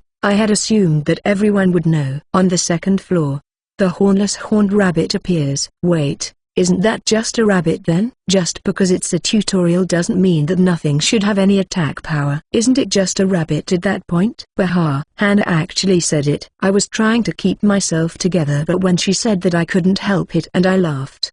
It's fine if you think about it that way. It will drop meat. Mrs. Phyllis admitted it. It's 100% just a rabbit. Which is all well and good, but I didn't miss the nuance in her words. Free meat. Alright Hannah, let's gather a bunch of meat. Alright. I walked ahead searching for the delicious meat, when my intuition skill went off. It seems like something dangerous is coming. I see. Surprise attack from the side. A rabbit jumped at me and I guarded with the shield on my left arm. G. It slammed its head directly into the shield. Caillou. The rabbit fell to the ground unmoving. It seems like it completely knocked itself out. Is it really okay to kill it like this? You are, Mrs. Phyllis? A rabbit jumped out. I can kill it, right? I'm in class after all. The best action here is to ask the teacher and make her responsible for it. Yeah, my recommendation is to out the meat in a stew. I got permission to kill it. Sorry Bunny, but you're going to be dinner. A quick sword slash scattered the rabbit into little particles of light and meat dropped. For some reason it was packaged. We got meat. I raised the meat above my head and shouted. The tension just went up. Even Hannah came over envious of my meat. T/N. Hey, I want some. I'm sure you'll get some soon. But these monsters do actually attack, so be careful, okay? I think I'll be okay. Yeah, the rabbits were only about 20 centimeters in length after all. You shouldn't take any damage if you get hit, as they're just too small, so I understand Hannah's point of view. This is practice, so you should think of it as preparation for the real thing. Ah, you're right. Thanks Zephyrus. Hannah seemed like she was so used to monsters now that she thought she couldn't get hurt, although the rabbit that attacked her after this was blown away in utter defeat, so I probably was worried about nothing. The second floor was a bit longer than the first and there were more monsters that appeared as well. All in all we got 28 pieces of meat. Our levels also went up to LVL 7, with the added SP I raised, Intuition, up to level 5 while Hannah raised, Compounding, to level 2. And now the third and fourth floors. ch 22. The tutorial dungeon had a total of 5 levels. Mochi, a rice cake-shaped monster on the first floor. Rabbit monsters on the second. Tree-shaped monsters on the third floor. They don't move. Cuckoo, a bird-shaped monster on the fourth floor. Baby birds. Those students that fail this test won't be allowed to enter the dungeon without an accompanying teacher and will not be permitted to enter the next dungeon, although it would be difficult to fail here. With Mrs. Phyllis we cleared the dungeon and eventually arrived at the boss room. This is the door to the boss room, right? Yes. All dungeons have a boss room on the final floor. If you don't open the door the boss won't come out and no other monsters will come here. So in front of the door is considered the last sage rest area. Hannah was listening intently. What was common knowledge for me was completely unknown to her, and as such she was trying to absorb as much as possible. Zephyrus, do you have any questions for the teacher? Oh right, do you have a boyfriend? No. About the dungeon, Although it looks like you came prepared, so I guess you don't have any questions. It was a serious question, but that was the response I got back. I'd found out that she had just graduated and was only 19, a beautiful 19-year-old teacher. I'm pretty sure that out of 100 people, all 100 would agree with me that the answer to that question is important information. While I was thinking this, intuition went off. Zephyrus! Hannah, what's wrong? When Hannah called my name, a chill ran down my spine and my heart rate sped up. You were rude to the teacher. You're right. I apologize. I immediately bowed my head in apology. The light in Hannah's eyes was gone. She was terrifying. So, why don't we end the joke here? It's time for the boss fight. Joke. Ha ha ha ha. You're not nervous now thanks to the joke, right? I guess. I don't think anyone was nervous to begin with, but I clung to the assertion that it was a joke and the light returned to Hannah's eyes. Now, the boss is just a single goblin. The boss is just a goblin. Getting used to killing monsters and defeating the last boss ends the dungeon suitability test. The goblin isn't a particularly strong enemy and should be able to be defeated easily. Although Hannah should be able to defeat it easily herself, I was afraid she might take damage. So I suggested we use appeal, so that I can tank while Hannah attacks. You can't pass if you're afraid of one goblin, right? Okay, I'll do my best. Hannah had almost met the criteria to pass already. If you can attack the goblin without fear, you pass. Oh, did you hear that, Hannah? Yeah, this will be easy. With that I pushed open the door. Inside the boss room was a dark green goblin that came up to my waist. The moment we stepped inside, it bared its teeth at us, just like we planned. Appeal. A blue light spread out from around me, and the moment it came in contact with the goblin, its eyes became fixed on me. Alright, here Gobi, here boy. The goblin jumped at me. It was awkward, so I stepped out of the way and it landed face first in front of Hannah. Without missing a beat, Hannah swung her mace and bashed it in the head. She might be a little too good at that. Now that Hannah passed and the goblin was seeing stars, I attacked as well. When the goblin's HP reached 0, it exploded into particles of light. And just like that, the first boss fight was a success. CH23. Congratulations Zephyrus. Congratulations Hannah. You both have passed and can now enter the dungeon without a teacher. Thank you. After clearing the tutorial dungeon, we returned to the entrance. We received Mrs. Phyllis' evaluation of having passed. It's rare for a student to receive such a high evaluation. I high-fived Hannah. I'm going to return to the faculty room now. Did you two want to come along? Thank you, but I'm going to train in the dungeon a bit more. Oh, how enthusiastic. Hannah, what about you? I'm going to go with Zephyrus. Mrs. Phyllis offers to accompany us since people are still fighting to recruit me, but I haven't had enough fun in the dungeon yet. Because it was a class I wasn't able to use my full strength, I want to try attacking it again. Mrs. Phyllis left after wishing us luck. I waved until I couldn't see her anymore. I wanted to chase after and go home with her, but I have self-control.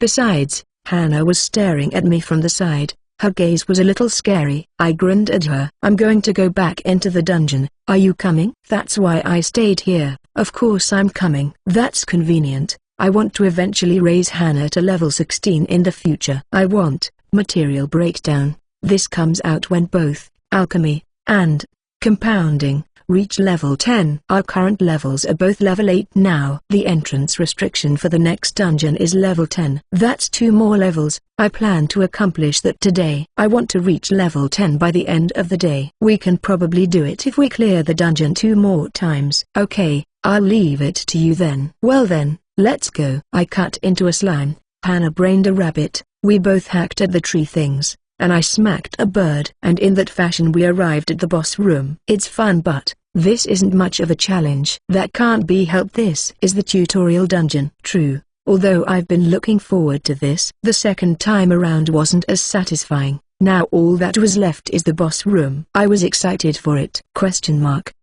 There was a goblin just like before. It was going to be over in an instant. I couldn't use this before, so I'll use it now. Eat this. Hero's sword. The blade was covered in a blue hue. Impact. The goblin was cut clean in half. Then its HP reaching 0, it exploded into particles of light. The entire thing had to have looked cool.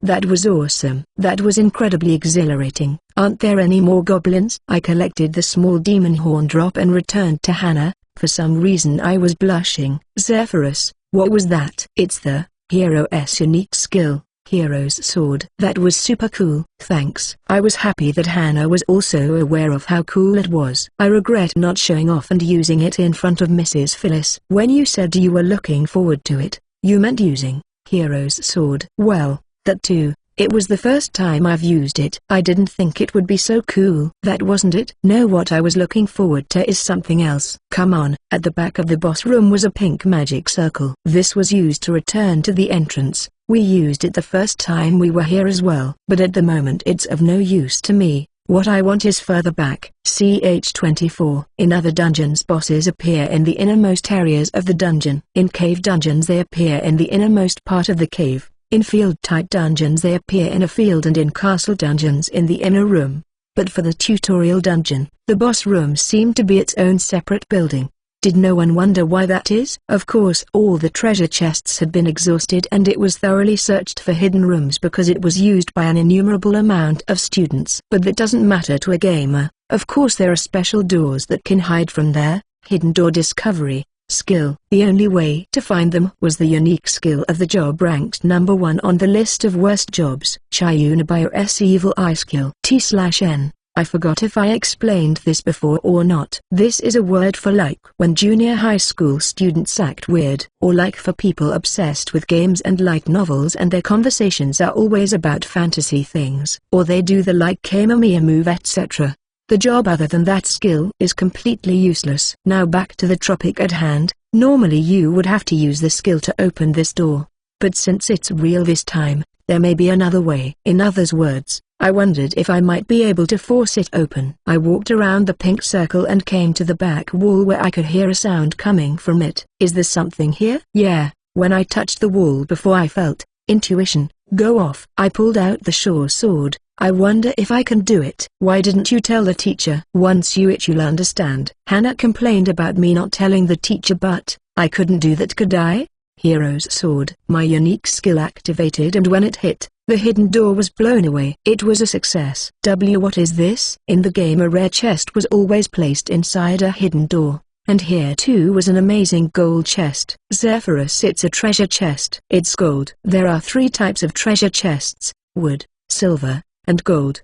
The closer it is to gold, the higher the rarity. In other words, this chest has something good inside it. Hey, can I open it? What? No, I found it. That means I get to open it. Hannah looked as though she wanted to jump at the chest. I was excited as well. My first treasure chest. Since it's the tutorial dungeon you don't have to worry about traps, so it's okay to open. Even though I already knew what was inside, I was still excited. Inside were 8 items that will be important later on. Unlike monster drops, the contents of a treasure chest are fixed. So I already knew what was here. Inside was a sky sword, sky shield, sky armor, item back large, efficiency limit ball X3, and an advanced job change ticket. The first thing of note is the Sky Series equipment. It's not necessarily specific to the hero job, but it is cool looking all-white equipment. Although it's not just cool looking, it's high-quality equipment as well. As it is, I can be used effectively all the way up to the advanced tier intermediate level dungeons. Although if you improve it, it can be used in the advanced level dungeons. Moving on, the item bag large. You can't just carry around a whole bunch of stuff, but this acts as sort of an interdimensional storage, making it easy to bring things you need. We received a small one from the school that is used to hold monster drops. Next, the efficiency limit ball. This is an item used to enhance weapons and armor past their limit. For instance, if the max a short sword can be upgraded is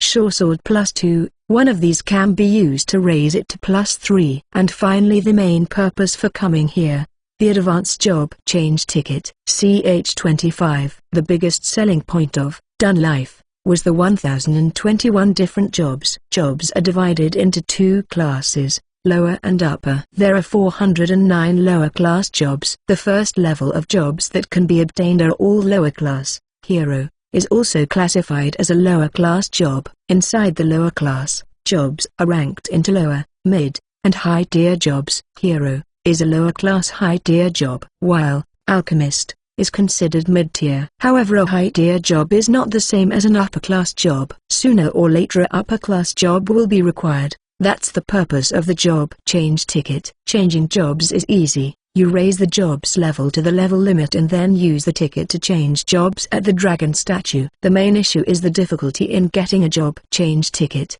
These tickets are considered rare boss drops that only occur in intermediate class dungeons. It's been calculated that the drop occurs roughly once every 200 boss fights. That's why ranking up is so difficult. What Chara said about high-class dungeons not being cleared makes sense if no one has a upper-class job. If this goes well, we will be able to make our way to upper-class dungeons where the tickets drop rate increases to 3%. Mission accomplished. Ooh, Zephyrus, that equipment is really cool. Isn't it though? Hannah's eyes were glued to the sky equipment. Prue white divine-looking armor and weapons. Hannah wasn't upset even though I monopolized the drop this time. She's nice. I gave her all the dropped materials in return, but if the next rare drop we find suits her, I'll give it to her. We decided to go through the dungeon again. We're level 9 now. After another run through we'll be at level 10, then we're done for the day. Yeah, let's bring back lots of food. Yeah, with just the small item bag we wouldn't have been able to bring back all the items, but since the large bag can hold 100 times the amount of the small bag we were easily able to bring it all.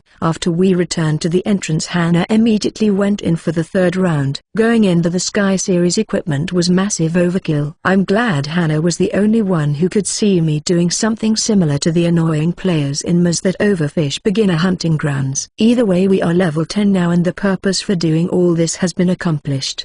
Hero's Sword. When I entered the boss room, I immediately activated the skill and demolished the goblin. The back wall was also fixed, so I destroyed it again, but there was no chest. Oh well. CH26. Hey, is that a first year? Whoa. And advanced equipment series? Who is that? I feel like I've seen him. Idiot. That's the hero. He's a rising star among the first years. Oh, we're getting a lot of attention on our way back from the dungeon. Although what's getting the most attention is their Sky Series equipment. If someone suddenly appeared wearing this, it would of course have this effect, although it's effectively scared off the people fighting to invite me to their guilds. Just the effect I was hoping for. Wahahaha, everyone is staring. Although Hannah appeared so dignified in the dungeon, her usual shyness is coming out now. It seems like she regrets not going home earlier and deciding to stay with me. But having her here also contributes to warding off the solicitations. I have a companion. Wahahaha. The trick is walking like you're a dignified individual. If you look scared, they'll talk to you under the guise of helping you out. What kind of gear is that? I've never seen it before. Is it order made? But it looks like high-end equipment. Isn't it way too soon for him to have that? Yeah, he's only been a hero for a few days. Is there anyone that can make it that fast? Well, if it isn't order made, then where did he get it? Did some company get it for him? You mean he has a sponsor? Recruiting him might be difficult. We don't have anything like that to offer. The power of money. Although it's a misunderstanding, it worked out in my favor. Since the rumor that a mere villager became a hero, the equipment gives the impression that I have someone backing me. This went well. Eventually I arrived at my destination without anyone bothering me. A dungeon resources purchase shop operated by the school. There were various students working here learning about purchasing resources and managing a shop. When I was playing the game, I used this place as a garbage can for items that couldn't be sold elsewhere or to help manage my inventory. They will buy anything. It's rare for someone to come here because guilds and other places will usually buy the items for a higher price. But we have no connections at the moment, so there's no other choice.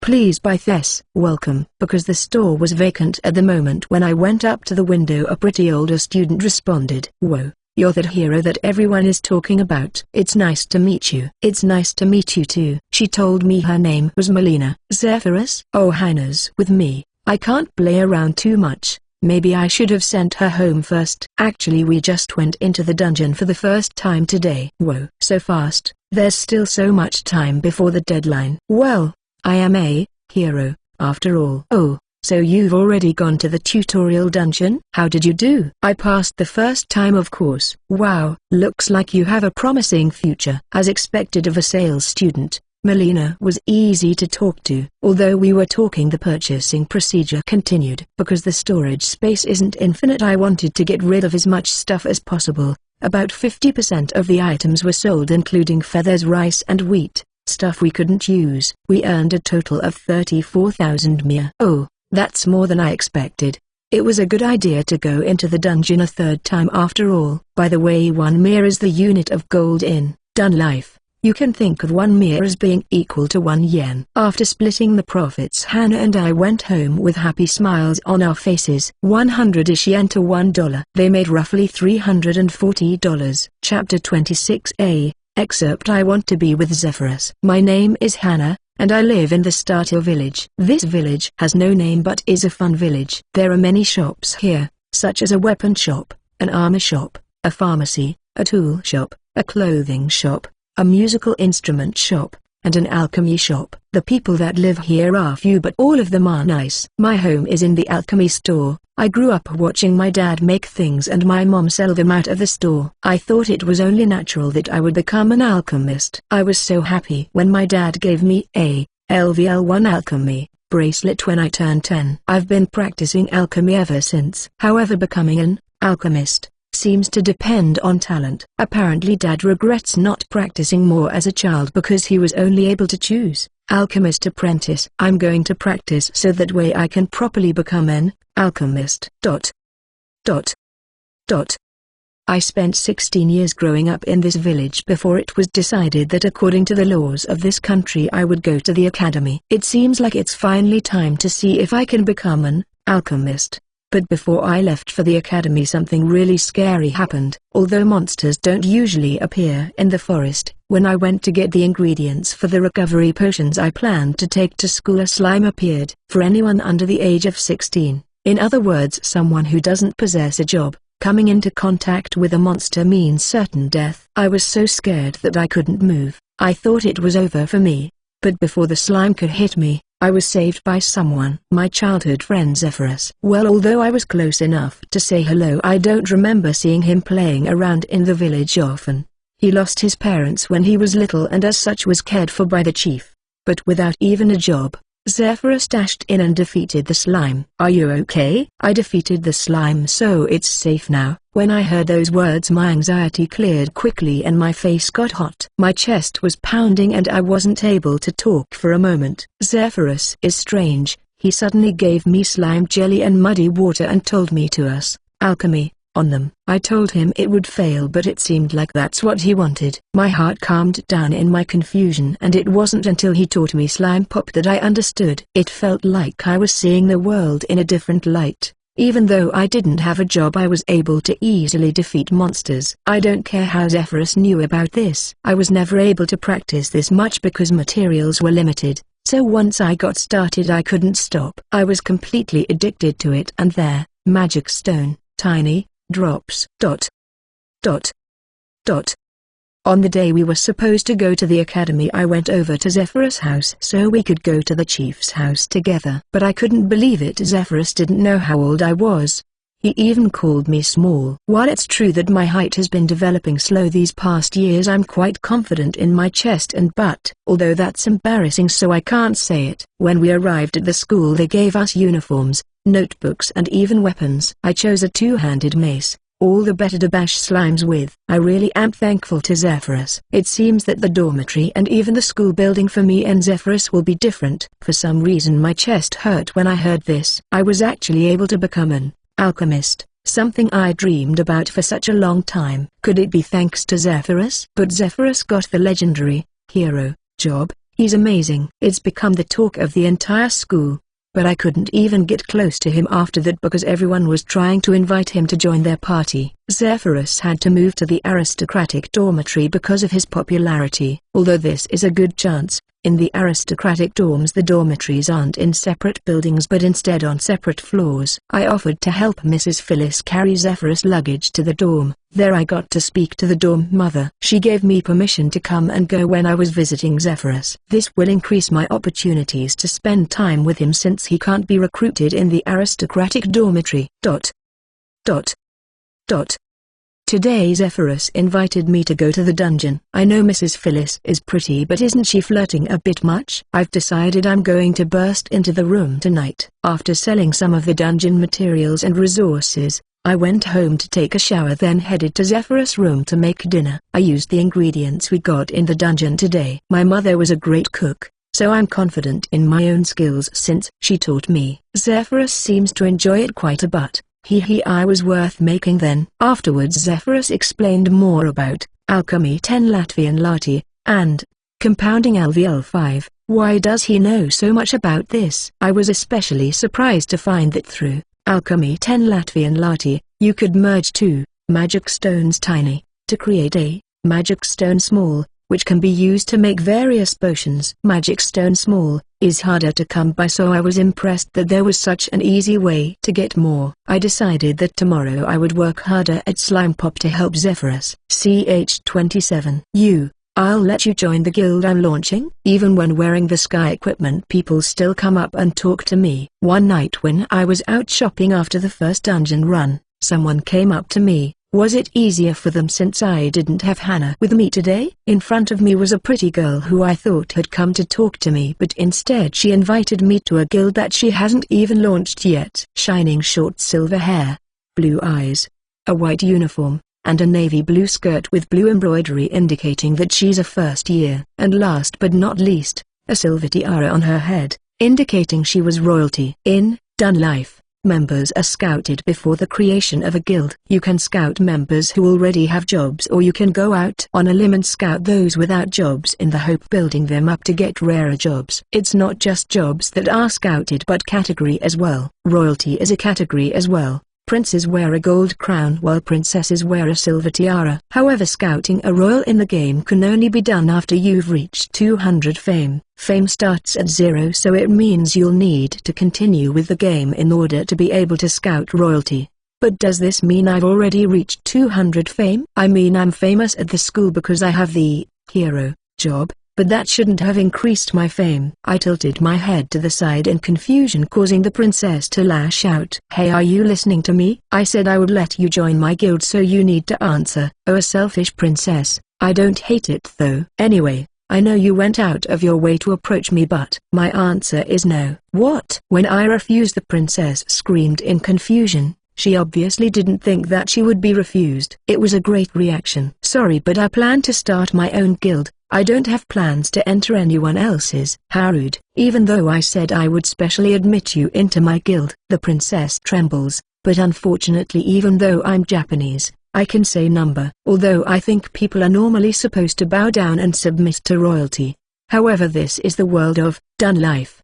A world governed by levels. No matter how much power she thinks she has, there is no way her level is higher than mine. And as a hero, there is not job above mine either. If you want to give orders, your level must be reasonable. It's common sense in this world. I'm Zephyrus, hero 10 Latvian Lati. What level are you, princess? Gu, NNNMGH. It seems like there is a high chance she has yet to acquire a job, meaning she's still a child. No matter how royal you are, a child with no job can't order around an adult, especially here at the academy. If you want me to listen to what you have to say, get a good job and raise your level.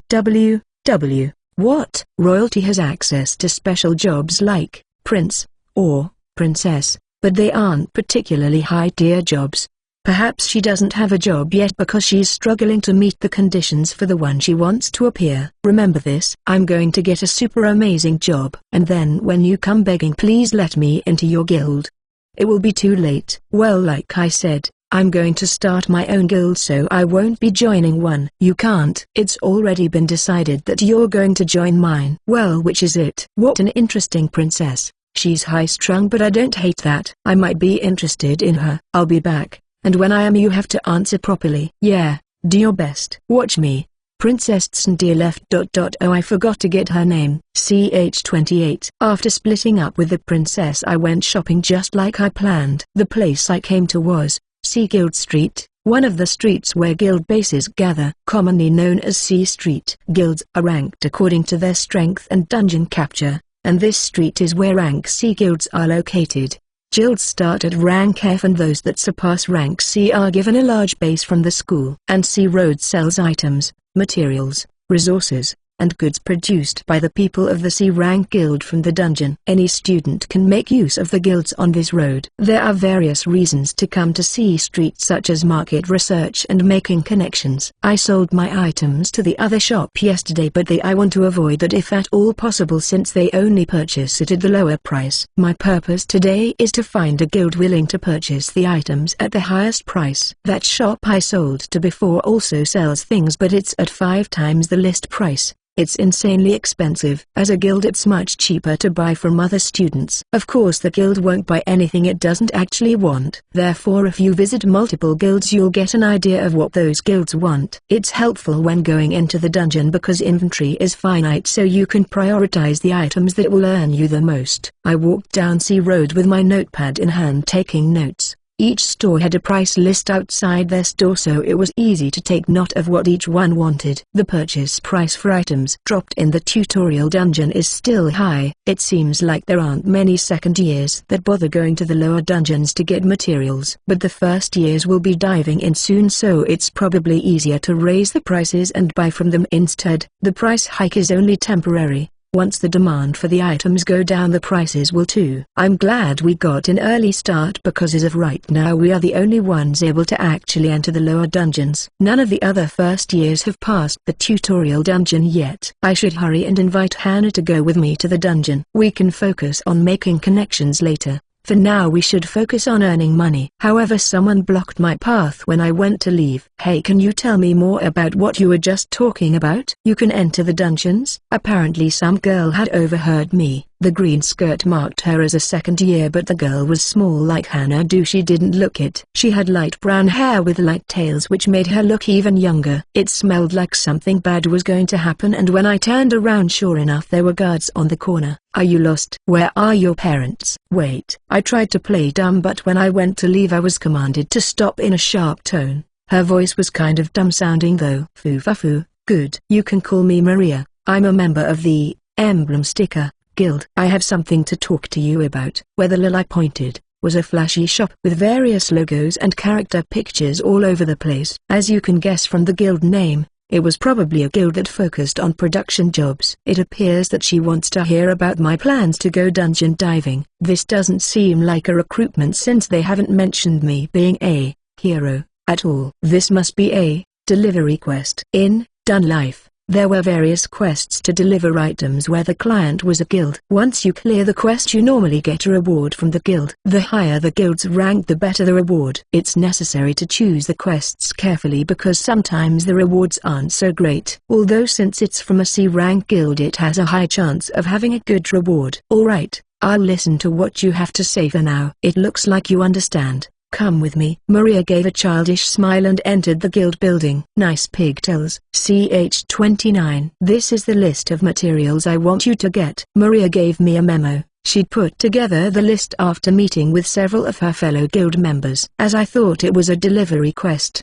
although I was relieved not to find a bunch of visitors waiting for me. Looking at the memo, they were all materials from the beginner dungeon. It's a lot, but it's only just 3 materials from the beginner dungeon. You're a first year, right? You sure are knowledgeable even though you're only just now entering the beginner dungeon. Maria was impressed that I knew what the materials were just at a glance, but I didn't tell her that I hadn't gone into the beginner dungeon yet. So how did she know? Ha ha ha, what's with that face? You're the hero, right? Rumors have already spread that you finished the tutorial dungeon yesterday. Seriously? Seriously? That was fast. Makes me feel like a celebrity. Looks like you like being a big shot. Oops. Looks like it showed on my face. Alright, I've know what you need. I can probably get it without any problems. Yes, normally it would be a hassle to go get all the material, but since you seem to know what you're looking for, that makes this quick. According to Maria, there are quite a lot of people who fail the quest because they don't know what they're looking for or where to find it. Although, Dun Life did have an unusual amount of drop items. It wasn't unheard of for a single monster to have 10 to 20 different kinds of drops. Okay. Next, this is the reward our guild gives out. It looked like she'd been waiting for me to ask. 10 free uses of our guild. I see. For their hero, it's something that will be necessary in the future, right? Yeah. The main attraction of this guild is the design shop. It's normal to find good quality equipment but hate the color or design. That's where the design shop comes in. A production shop that mainly has people with jobs such as color changer, decorative engineer, and barber. It's literally a shop that changes the look of things. It won't change it so much that you can't tell what the base equipment was, but changing the color and design will help people's impressions of it. It will be a necessary expense in the future. The shop is quite pricey, so 10 free uses is well worth it, although it's a smart move for Maria as well. Getting someone popular like me to make use of their shop is a great advertisement. Quest: deliver goods. Accepted. I accepted the request. CH30. Oop. At the same time the shock ran through my arm. The anteater-like monster known as Quill disappeared, leaving its drop behind. I picked it up and struck a victory pose. Alright, I finally got Quill fur. With that we're done with this level. Good job, Zephyrus. Why don't we take a break? Did you want something to drink? Thanks. I shall accept your kind offer for a break. After the material we were after finally dropped, I suddenly felt tired and went with what Hannah suggested. The afternoon after accepting the quest, I took Hannah to one of the beginner level dungeons, specifically their Tropical Forest dungeon. It was a field-type dungeon just like the tutorial dungeon, but it was densely populated with trees, commonly known as their jungle dungeon. If you deviate from the path, the overgrowth quickly rises above 3 meters. In the game this was an inaccessible area, but in the real version I could 100% get lost if I messed up. The path itself looked well maintained with the grass trimmed. Overhead were tree branches where the occasional quill or sloth-like monster, Nimble, would attack from. Although with the sky sword equipped, just swing it normally was enough to completely slaughter them. The jungle dungeon's drops were the materials we needed, along with the monsters being quite slow, so the difficulty was almost as easy as the tutorial dungeon. I chose this for Hannah's first beginner level dungeon challenge. Speaking of Hannah, this time she was acting as a baggage carrier. She was putting her sup into Dex, MP, and Reese, so her attack power was completely reliant on her two-handed mace. Beginner's mace, attack 12, magic attack 8. As you can tell from the name, it was the lowest level equipment. Honestly, although the monsters in this dungeon were weak, Hannah, who hadn't put even 1 point into STR, wouldn't be able to inflict any damage. So I defeated the monsters and Hannah stored the drops. I felt bad for taking all the experience points, but Hannah seemed willing to support me either way. Although she will be my first guild member, so she'll be able to get experience after this as well. Although before level 20 it's not a good idea to concentrate on production, even if you plan to do that later. It's better to go to the dungeon until level 20 when the other half of the class's skills unlock. By the way, my weapon is Sky Sword, attack 85, magic 51, holy attribute. As expected of a weapon that can be used in the upper level dungeons. Okay, breaks over. On the first floor it's hard to gather the fur, but in the next floors they will start to appear in groups. I see. Wait, why do you know that? After the break, when I started explaining, she asked me how I knew this. I looked it up. If you go to the school library you can find information on most of the dungeons, right? This is actually true. The library has a ton of information about not only monsters but dungeons, materials, job appearance conditions, and even item blueprints. When I was playing the game I spent a lot of time at the library. Maybe I should check out the real one. You couldn't go out until yesterday because everyone was trying to recruit you. How did you have time to go to the library? Alright. The time for talk is over. I want to actually make it home tonight, so let's keep hunting. Zephyrus, wait. Hannah, who was usually quiet, was paying an unusual amount of attention, so I decided to end the story and move on. We ended up going to the 5th floor today. None of the monsters were able to survive more than a single blow. I advanced to level 6 and, appeal, became level 5. The range for appeal was much larger at level 5. I'd use, appeal, kill a monster, rinse, wash, repeat. In that manner we collected materials rather quickly. The night ended with me, hero, level 12, and Hannah, level 14, alchemist. Hero being stronger means that it requires more experience points, so it makes sense that Hannah is a higher level. CH31. Wow, you work fast. You've already been to the 5th floor of the jungle dungeon and come back, huh? Even better, you brought back the correct amount of materials too. I can carry more than that. I plan to clear the dungeon today. It was the morning after Hannah and I first entered the beginner dungeon, and I was here delivering the quest materials to Maria. Today being Saturday, there's no school, although for not every day is like a holiday for me since I don't have class. But Maria does, so while I normally couldn't visit the guild in the morning and find her,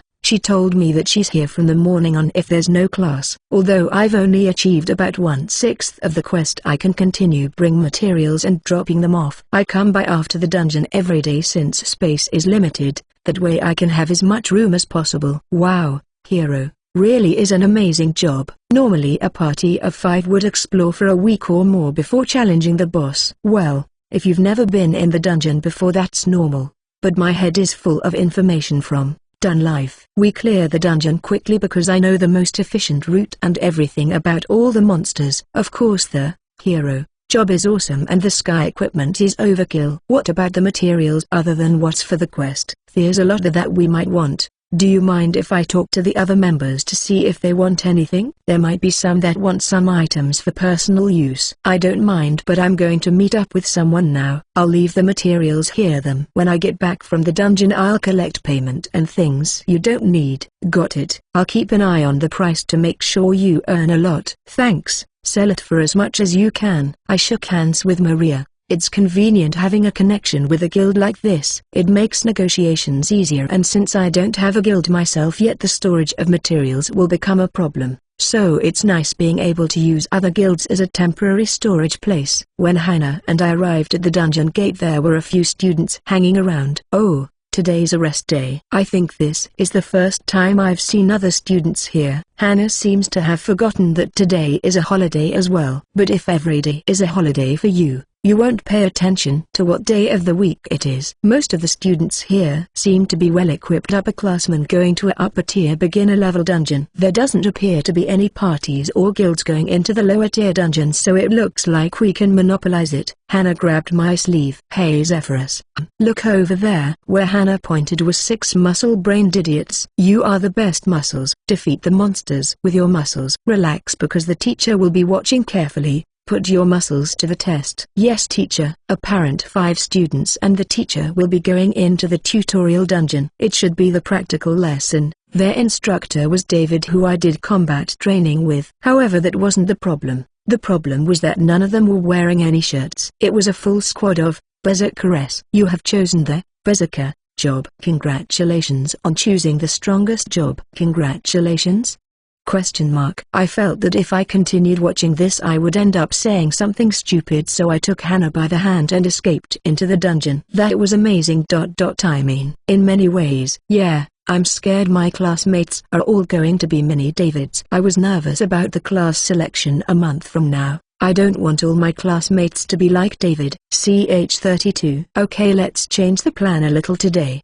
Okay. Why? Hannah shook her head in confusion. I was telling Hannah about the plan of collecting materials from the 6th to 9th floors, defeating the boss, then returning. But when I saw the berserkers, I had a different idea. Until now, the lower level dungeons have been monopolized by us. But that berserker party will probably pass the tutorial exam. Yeah, that means we will have competition, right? Yeah. It's safe to say our pace is faster by far, but we've run out of time to relax. Our pace has been significantly faster than usual. I didn't think there would be any competitors yet, but the part of berserkers jeopardized our superiority. Did they really already get to level 5? I wonder if they did. David's training method, berserker, is considered a strong job even though it's a joke. Technically it's up to surpass hero. So numerically at least it's superior. At the beginning it does certainly have overwhelming stats compared to anything as like with swordsman, who only has 12 sup per level up. With every level up the status difference only increases. On the other hand, berserker can't learn any other skills besides its unique one. What I mean is we need to raise our level so we don't lose out of the berserker squad. How is that different from what we've been doing? It's completely different. Until now the main objective has been getting Hannah used to the dungeon and collecting materials. But now, we're going hunting. Our goal is the 10th floor. The boss room. The boss monster has a high status and is tough. If we aren't careful we'll get annihilated. But the reward for beating the boss is great. There are 3 different kinds of drops. The common drops, boss drops, and treasure chests. You'll get about 10 to 20 items. Of course there's the experience points as well. The tutorial dungeon goblin is an exception, as while he's in the innermost room he's not technically a boss. Doing a boss run was an official tactic recommended in Dun Life, so that was my suggestion. Can we beat the boss at our level? There's no doubt that Hannah would not be able to defeat it on her own. In fact, she could end up getting in the way since she isn't set up for combat status-wise. But I can most likely solo the boss, so it's not a problem. For that purpose I distributed my sup _ HP 63 63 162 162 MP 140 140 170 170 STR 5070 VIT 2570 INT 10 RES 20 AGA 2550 DEX 1214 SUP 132 P0P SP 6 P0P Skills Body Strengthening LV6 Intuition LV5 Appeal LV5, Abnormal State Resistance LV3, Unique Skill Hero's Sword _ I put most of my points into HP and VIT this time around. The boss battle won't be finished in one shot like the tutorial boss, so it's necessary to prepare for the long game. Since I haven't got any recovery skills, I have to raise my defense and stamina or I'll be wiped out. And recovery potions aren't free, although I was sure I'd have room to spare in the boss fight because of the Sky equipment. Sky Sword, Attack Power 85, Magic Power 51, Holy Attribute. Sky Shield, Defensive Power 31, Magic Defense Power 20, Holy Attribute. Damage 50% cut. Sky Armor, Defense 45, Magic Defense 32, Light Damage 20% cut. Series Bonus, Abnormal Condition Resistance LV3. First of all, the attack power and defense power is higher than my status, and depending on the type,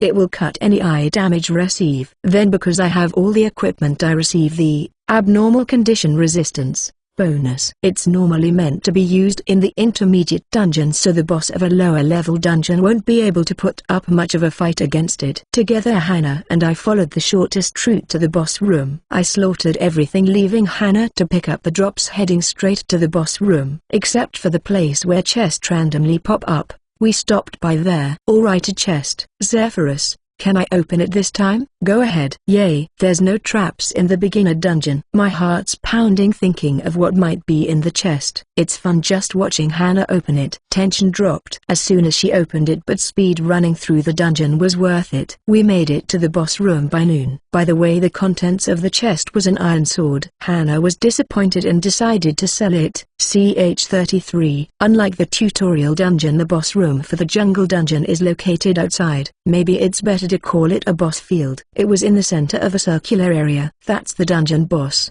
Anteater bear. Anteater bear? Is it a bear or an anteater? Anteater. It's a boss form of the quill monsters that appeared earlier. Although it behaves more like a bear, it doesn't use its tongue, stands on its hind legs and swipes its paws to attack. It's pretty fast on four legs too. We were watching the boss while we ate the lunch Hannah made in the rest area. But it's so weird, you can see it although you can't touch it or go inside. Hannah stretched her hand out towards the boss from the safe area, but she was blocked by a barrier. This is how field bosses work. The barrier prevents you from damaging the boss without having to properly enter the boss area. Yeah.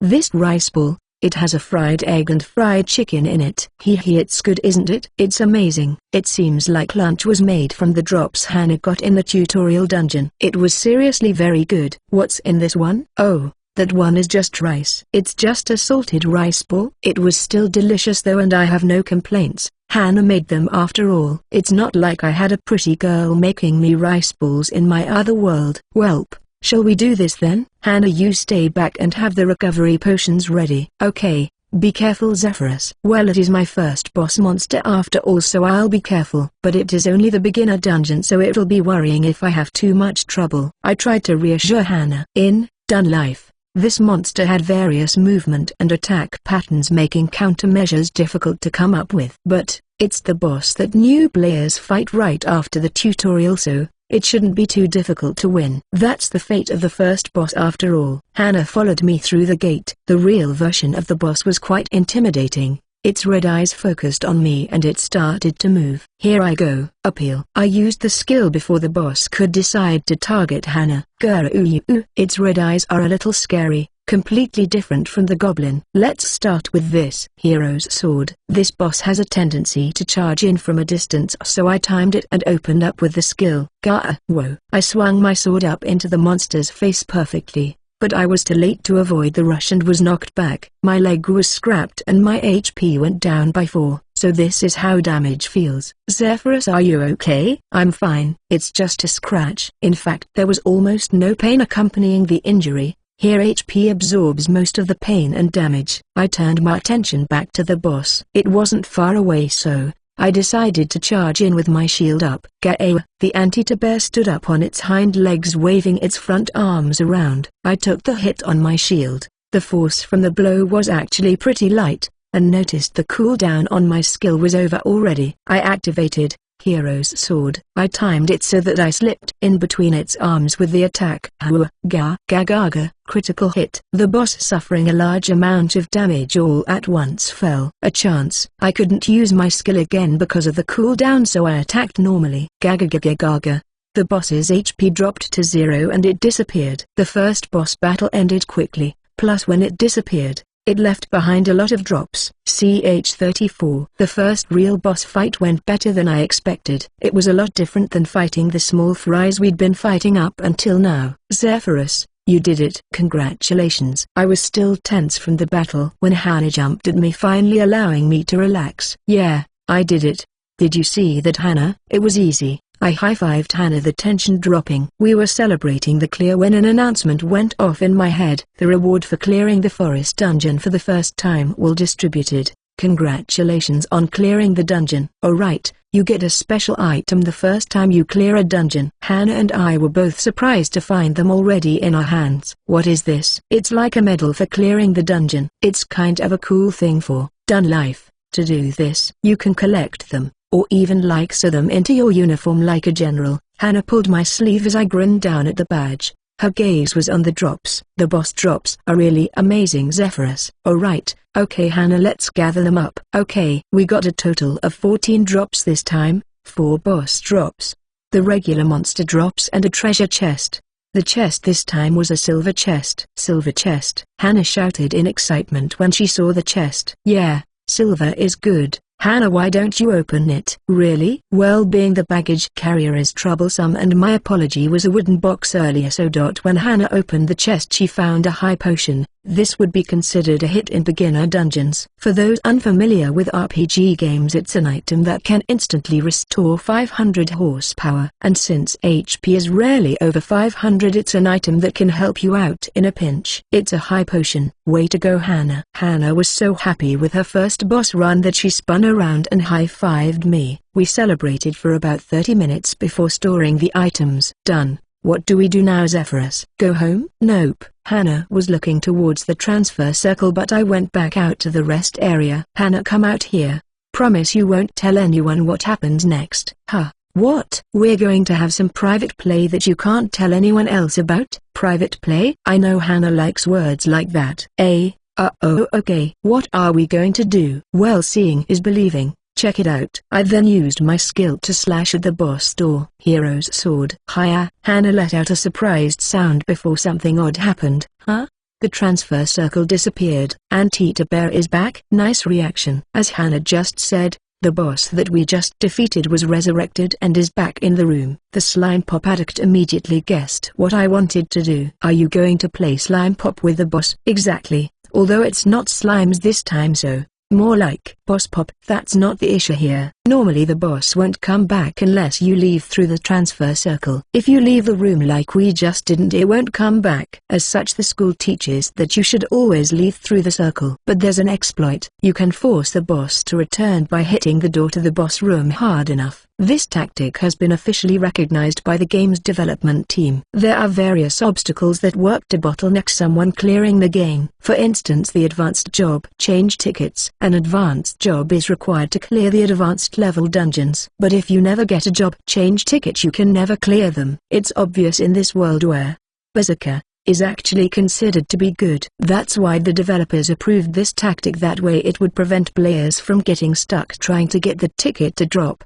The players were happy with this workaround and enjoyed doing the boss run marathons. CH-35, Anteater Bear sank to the ground, disappearing into particles of light. This was the 12th time today. Good work, Zephyrus. Isn't this the fastest ever? Oh, thank you. I'm finally getting used to the real Anteater Bear and moving my body around this much. Hannah brought me a towel and a drink, which I thanked her for. Currently we are working hard at Boss Pop. It's been 3 hours already since the first fight. After doing it 12 times, I'm finally used to it and no longer take any damage. I also don't have to use my unique skill anymore. Even Hannah is able to get in a hit or two while I keep its attention. She also got more experience when she hit it than when she stood back, so she's began to participate as well. She has the talent to run up to the boss without hesitation, though even I thought the boss was a little scary. I'll be back with the drops. We're going to do it again after this, right? Nah, my MP is gone. Let's take a break from Boss Pop for now. Due to the need to use Hero's Sword against the gate to respawn the boss, it's become impossible for us to continue. My natural MP recovery can't keep up as the boss fights are ending faster and faster. To recover 15 MP in order to use the skill, it takes about 30 minutes. The first battle I used Hero's Sword twice plus Appeal, which takes an additional 5 MP. While I've tried to defeat the boss with just normal attacks since then, I use Appeal every time, so it eventually drained my MP. Then are we going back? Hannah looked at the teleportation circle, but I shook my head and pointed in the other direction. No, we're going back that way. Huh? We're going back through the dungeon? But that's bad manners. It's okay, we're monopolizing the dungeon right now, nobody is going to come. Besides, when we go home we'll use the circle. In that case I guess it's okay. Our strategy is to kill the boss until my MP is depleted. Then we go and kill the smaller monsters in the dungeon until my MP is back. Then we kill the boss again. Although Hannah did have a point, perhaps in the future I should think about my etiquette more. Hey Zephyrus, what's this bracelet? Huh? After depositing the drops inside the item bag, Hannah opened the silver chest, pulling out a bracelet. Huh? That's a guest bracelet. It's the rarest drop in the beginner dungeons. Huh? Really? Yay. It's said that the true jackpot of the beginner level dungeons wasn't something that came in a gold chest, but is the rarest silver chest drop. Although there is no such thing as skill scrolls or orbs, it's possible to make use of a skill through equipment, such as how the Sky Series equipment gives me abnormal state resistance LVL3. Hannah's alchemy bracelet is the same. Most bracelets are only level 1, so they don't compare to the skills that come with the jobs, which is why most of the bracelets are bought and used in order to meet the requirements for a job to appear. I also spent a large amount of my finances on bracelets during the carriage ride to school. If I'd had my smartphone I could have easily cured my boredom, but instead I ended up spending my time that way. The guest bracelet is similar to the skill bracelets. It provides someone with the ability to be a guest. What this means is that an additional person is allowed to participate as part of a party without actually being considered a member. Parties can consist of up to 5 members, but the guest bracelet allows more people to join in. This is the reason it's considered to be such a good drop, although it's mostly used by baggage carriers. For instance, the Berserker party was able to enter as a party of 6 because David wore a guest bracelet. The school buys them at a high price and rents them out to students, although they're free for teachers to use. However, there's a catch. If you wear the bracelet you aren't actually allowed to fight. If you fight, the bracelet will self-destruct. If you cause a school bracelet to self-destruct you have to pay a large fine. We were lucky to come across this so early, as they are very rarely available for purchase. Reincarnated in a game world. 36-50. CH36. After that we returned to the 6th floor and began gathering materials from the smaller monsters. In this way we worked our way back down to the 9th floor after 2 hours, and my MP had recovered by about 60. I wasn't able to use Appeal to keep the monsters' attention on me, so I worked to cover Hannah without it. This time we completed 5 runs in 30 minutes. I'm tired, Tilda. Did we at least get something good in the chest? You've been asking the same thing ever since we got the guest bracelet. Hannah laughed. Of course, rare drops are called for a reason. They're rare, but It's hard to stop the boss runs because there's a chance that something good might drop. Out of the 16 boss runs that we've done, we've only gotten 2 rare items, and only one of them was super rare. Let's see, I've gathered the resources and now for the boss drops. I don't think we've gotten this before, huh? Oh, Anteater Bear Fur. Yeah, it's one of the harder drops to get. Did we really only get it once? It shouldn't be that difficult to get, but it seems like this is the first time Hannah is seeing it. The fur can be used to make light armor and is the drop here that sells for the highest, but after 17 runs and 85 items it only dropped once. What a shame. What about the chest though? Did we get anything rare? Oh, we got something rare. A flame rod with fireball level 2. Huh? We really got something rare. Wow. Fire rod. Attack power 2, magic power 11, fireball LV2. It's a rod that can use attribute magic even if the user doesn't have the skill. They can be useful. It can help someone with a job like alchemist, raise their level relatively safely, and is also effective against ghost monsters. It's only fireball level 2, so it won't be useful when we move up from the beginner dungeons, but for now it can still be helpful. Hannah, you should use it. You won't have to rely on that beginner equipment anymore. Huh? But I really like my mace. You like beginner level equipment? Does she just like beating things to death? Is that why she doesn't want to change equipment? I left it to my STR stat and just pulled the mace away from her. Ah, you named it? Weapons need to constantly be upgraded. You can't get too attached to any of them. I handed her the flame rod. You're going to fight using magic from now on, although it's surprisingly difficult to aim, so you're going to need to practice. But this looks like it will break if I hit something with it. You don't hit things with it, you use magic. It's not a mace after all. Hopefully she won't break it because we can sell it at a high price to classmates in a month or 2. Although it's Hannah, so if I tell her it's worth a lot, she won't break it. We collected the specified number of items for the request and a lot of other stuff too. Yeah, we got an incredible amount of drops, didn't we? If just this much surprises you, it'll be more difficult in the future. In the future, if we get something to help my MP recovery rate, we'll be able to stay down there longer and do more boss runs. As my stats raise, the battles will be over faster, allowing us to do more and more boss runs. For right now I'm level 15 while Hannah rose to level 18. We should be able to raise our level to 20 in the beginner dungeons, so we'll continue to do boss pop until we reach that goal. I told Hannah that since she was now past level 16 there was no need to face herself to go into the dungeon anymore if she wanted to focus on production. But it seems she likes going into the dungeon with me, as she shook her head refusing. Well then, should we head home? Yeah, we'll do this again tomorrow, together. Hannah's cheeks grew red and she mumbled in agreement. Then we both stood up and stepped into the magic circle. Today's dungeon exploration was finished. CH37. Whoa, how did you manage this? When I returned from the dungeon I went to the Emblem Sticker Guild to show Maria the results of today's exploration. Minus the rare drops of course.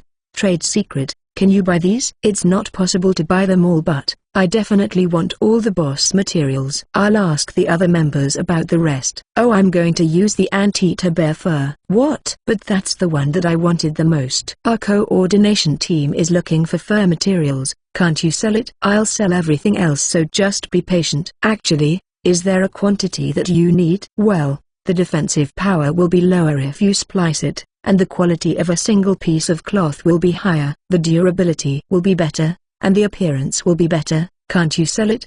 In that case, can you use it to make body armor for my party member? That way we would still get the experience value of it. Okay, deal. In that way Hannah's body armor was left entirely up to the guild. Maria said that they also had a seamstress that was doing order-made items. I wish I hadn't separated from Hannah now, but she said she was going to cook dinner and bring it over later. I decided to bring Hannah by tomorrow morning to talk about size and design. After that I just deposited all the other materials I collected. I was told that an assessment of the materials would be available tomorrow. I also received the assessment for the materials I left previously. This is a price list, and this is a list of things we couldn't buy. Maria handed me 2 documents. Wow. You bought more than I expected. I thought it was hopeful wishing for 30% of the items to sell, but it seems they actually bought 80% of the items I'd brought. Well, other guilds heard that their hero is selling materials to us, so we consulted with 3 others. That makes sense why there were buyers for even the blacksmithing materials. So the intermediary, Emblem Sticker Guild, is, well, just think of this as a service. Thank you. If you continue to use us in the future, we'll continue to act as an intermediary for you. The time and effort required to take the items elsewhere and sell them was much greater than when playing the game. This is a helpful time saver. The money you earned was 120,000 mers. The labor cost for the order-made equipment has already been removed. As soon as I approved the amount, Maria deposited the money. By the way, I forgot to mention that while MERS take the form of coins outside the school, they act more like a digital currency at the school itself. Transactions take place using the student notebook. This notebook was provided as part of the uniform and looks almost like a smartphone. In fact, gamers used to refer to it as the smartphone. The notebook actually has several functions besides the cashless system. It also provides various information, news, and school timetables. There's also a function like a bulletin board or chat room for side quests and other things. It functions off of an ancient artifact that the school is particularly proud of. These notebooks can only be used inside the school itself. This is what we couldn't buy. Thanks. See you tomorrow. I put the remaining materials into the item bag and left. When I returned to the dorm, I showed and was sorting out the extra materials when Hannah brought dinner. Alright, yesterday we earned 120,000 Mia, so your share is 60,000. Is it okay for me to take this much? You did all the work. Well,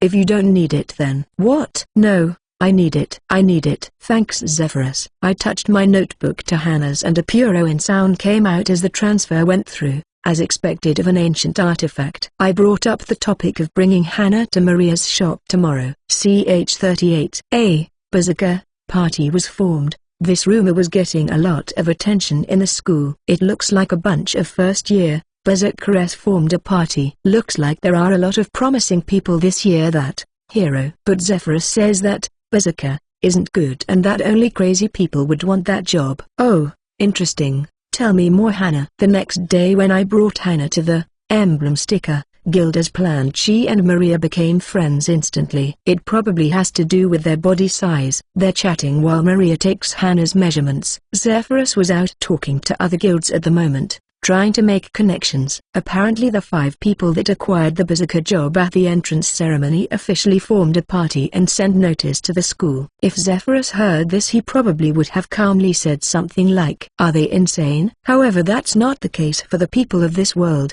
Many stare at them with envy, thinking that they just formed the strongest party. Even if their hero job appeared, Berserker is still very popular. He said that they can upgrade to Steel Berserker, but that in the upper level dungeons they are an unusable joke of a job. I don't know where he heard that from, but it doesn't seem like he's jealous of them. When she first heard it, she thought that maybe he was jealous, but she'd got to know Zephyrus over the last few days. From what she knew of his personality, she was able to easily discard THST notion. I can't believe it, treating Berserker as a joke job. Since even the intermediate dungeons in this world have yet to be cleared, and it's true that Berserker is powerful in the beginning, it gives the illusion that it's a good job. It's also much easier to acquire than jobs like Great Swordsman, that requires you to not only kill 100 monsters with a sword but also to meet the conditions for every other sword job available. As such, it's assumed that only special individuals will be able to choose such a job. Their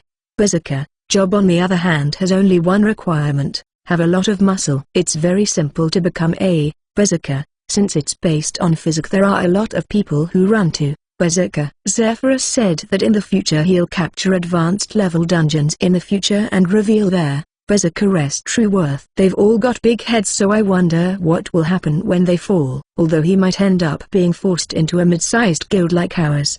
Alright, I'll make preparations, so tell him I said go big or go home. Okay. After that, Maria finished the measurements. Done.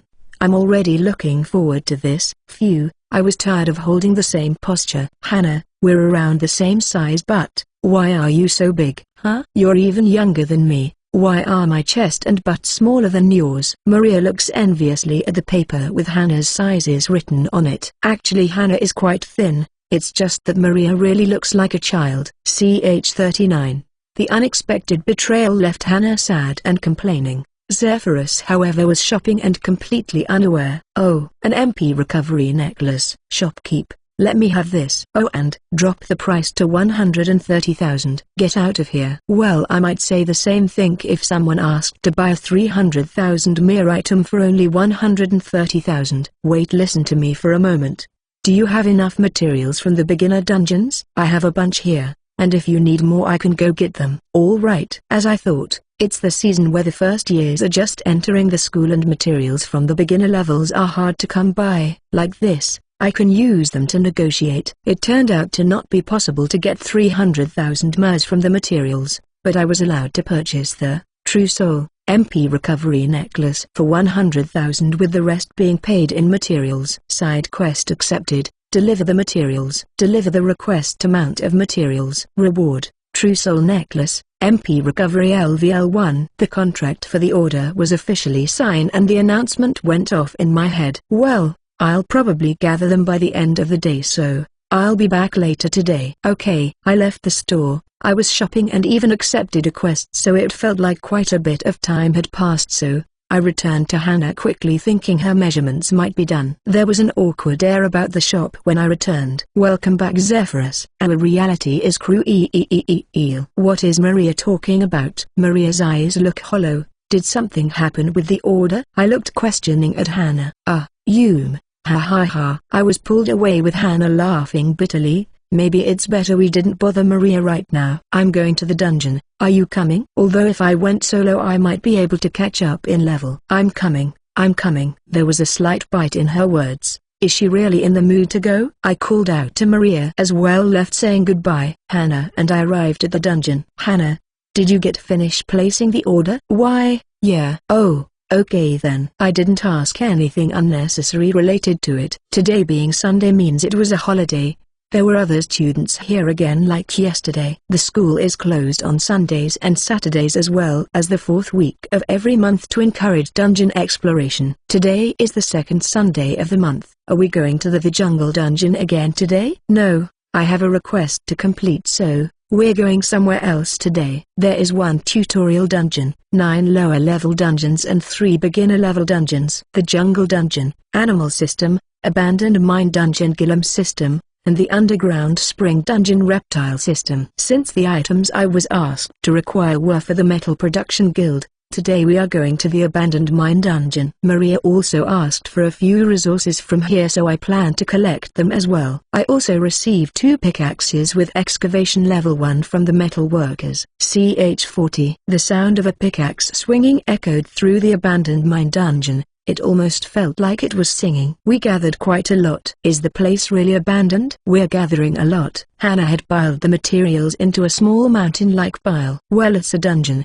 so even if its resources are exhausted and abandoned, the resources will eventually be replenished. Then it's not abandoned. I'm not sure why it matters, as the name was decided by the development team, but as long as I can collect materials I don't care. The reason that we were able to collect too much material was because no one had been coming recently, and because most people focus on the monsters. There are multiple untouched collection points. At these points you can only collect with the proper skills. Once we completed the excavation and small monster drop requirements, all that was left was the boss drops. Actually, the boss has already been defeated once. We challenged him the first when we got here. My MP is now 200. The necklace brings my recovery of 15 minutes up to 20 minutes, and at level 17 the boss fight only takes 6 minutes. After the MP runs out we go and excavate until it's recovered.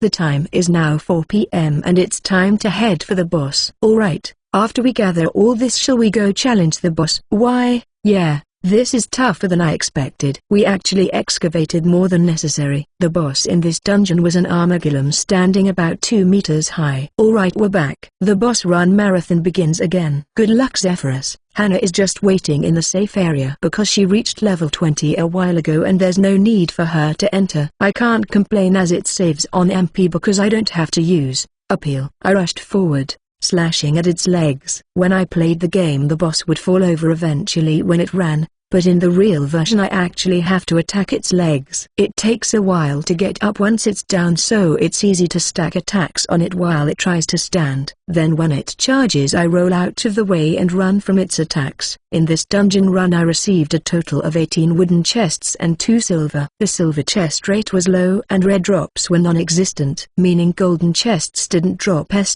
all. Although I did manage to raise my level to 18. CH41 every time. Thanks for helping me out. I promise to pay with Mia in the future. Side quest, deliver materials, completed.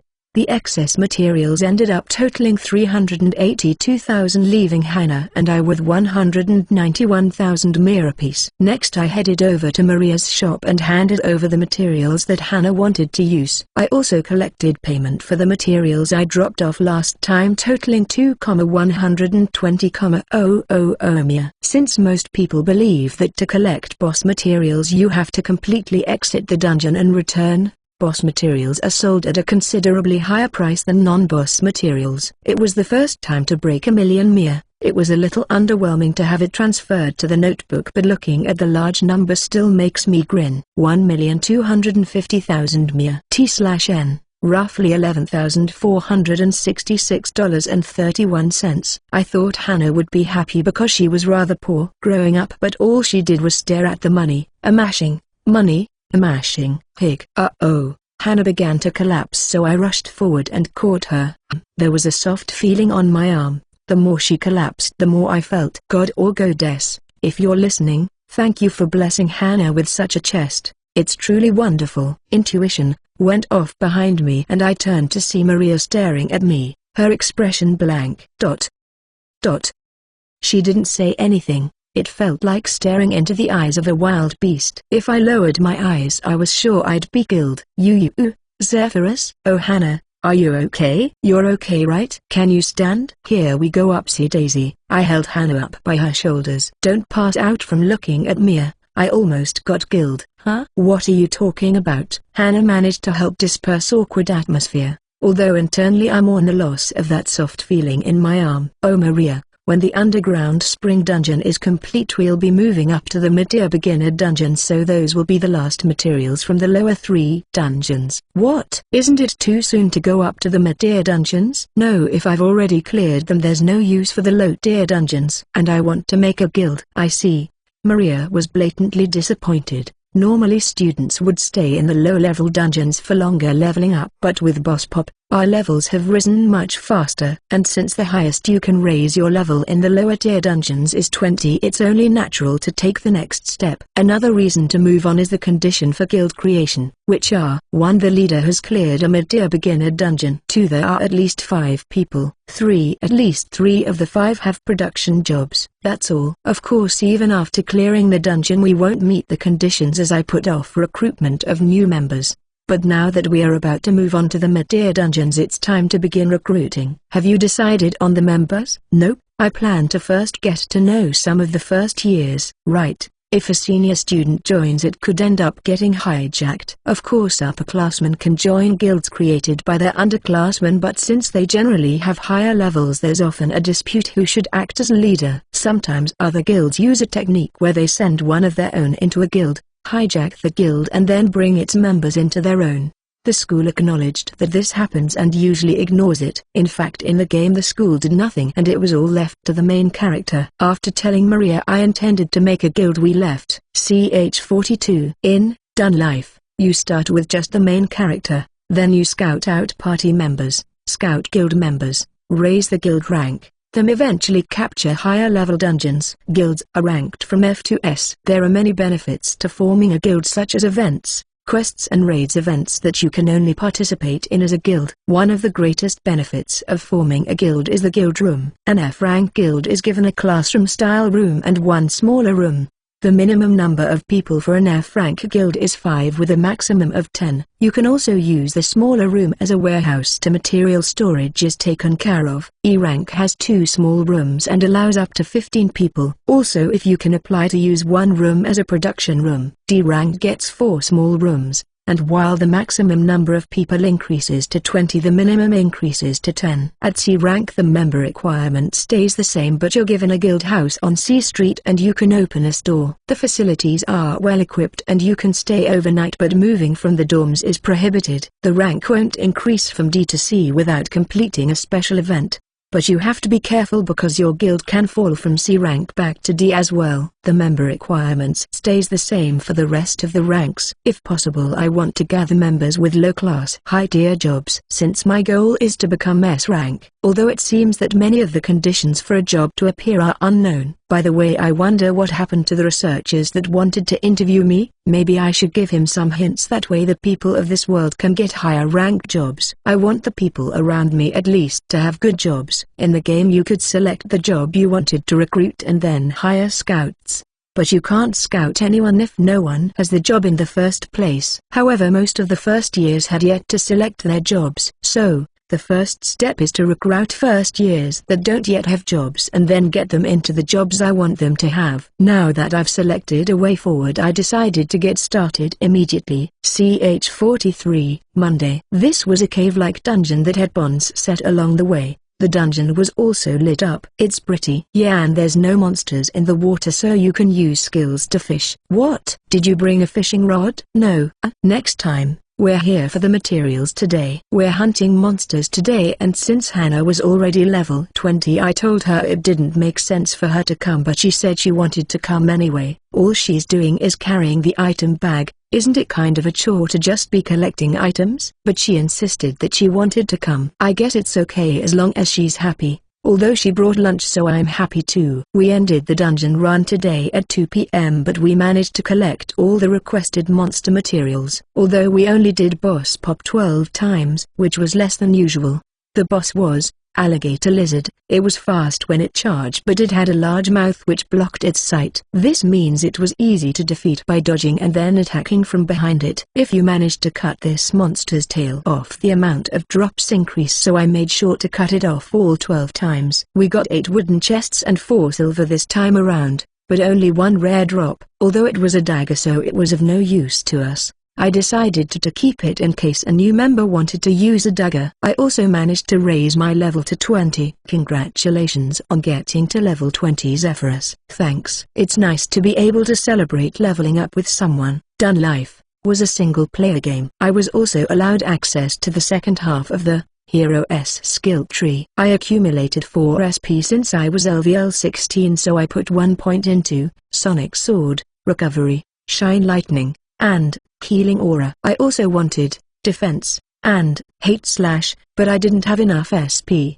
The effects are Sonic Sword, a quick slash, recovery, dash heals, abnormal effects, Shine Lightning, wide range intermediate level lightning magic, Healing Aura, intermediate level healing magic. In my opinion, low level magic is a waste and advanced magic uses too much MP. It's best to choose intermediate magic unless you're a mage. Name Zephyrus. Job, Hero, LV20. Sup, 22p, no limit. HP 162 162 222 222, MP 170/170 272 272, STR 7080, times 1.6, VIT 70, times 1.6, INT 1070, times 1.6, RES 2060, times 1.6, AGA 5060, times 1.6, DEX 1420, times 1.6, SUP 176p0p, SP 8p0p, Skills,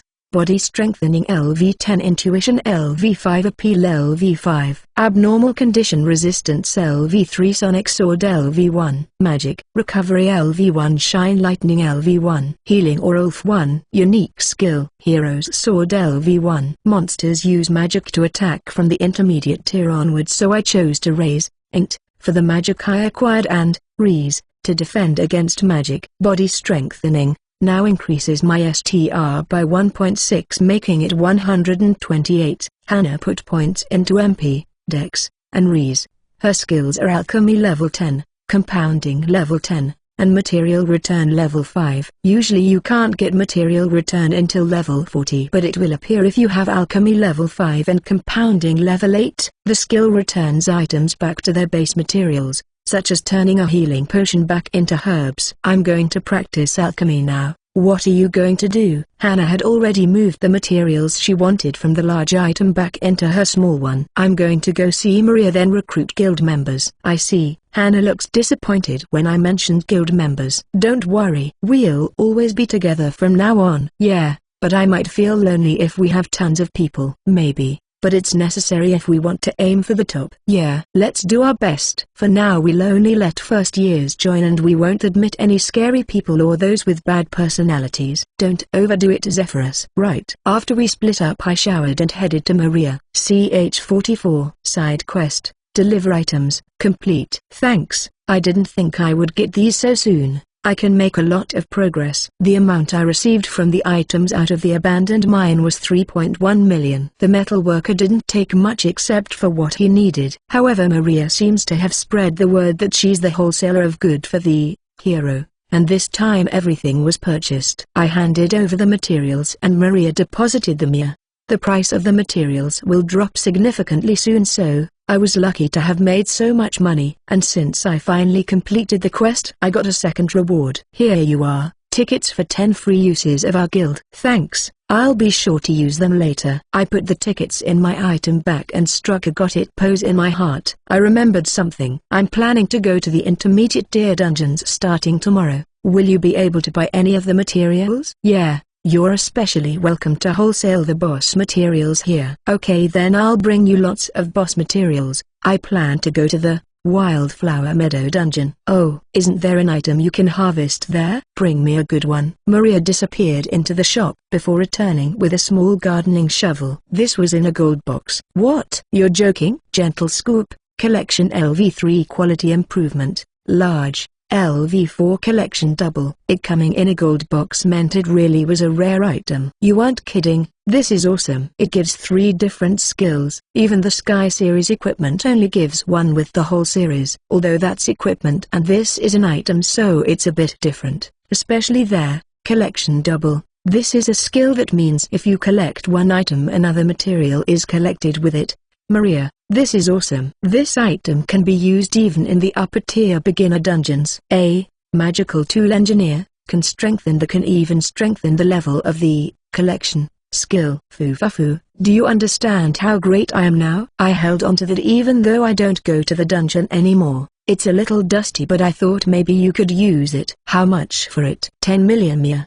Around $91,000. I'll buy it. I immediately agreed to buy it even though I didn't have that amount of money. As expected of Dun Life, and item even a beginner could use it. 10 million. Although it seemed she was playing around. Can I get a loan? There were no loans in Dun Life, but I played along anyway. We only accept payments in a lump sum of cash. There's also no cash used at the school. I decided to stop playing around since we weren't getting anywhere. So how much do you actually want for it? It's not actually 10 million, is it? Just a million. If it was new I could probably auction it for 10 million, but since it's used it's not worth that much. 1/10 of the price. Is that really okay, Maria? Of course I'm not going to say anything.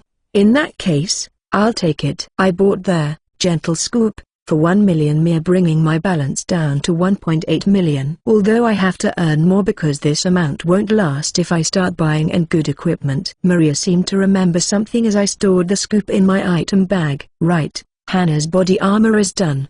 Did you want to take it back with you? They just took the measurements yesterday. That was fast. Maria disappeared inside the shop again before returning with a black women's dress style equipment. Early Queen, Black, Defense 20, Magic Defense 13, Strike Resistance. It's quite good.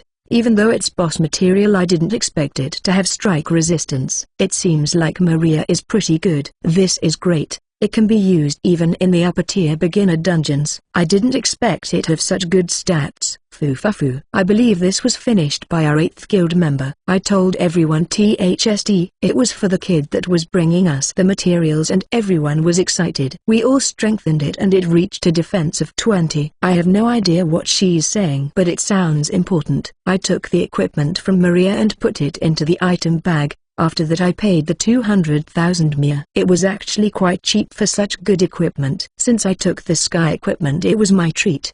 Besides, as a man you have to give a beautiful girl nice clothes at least once.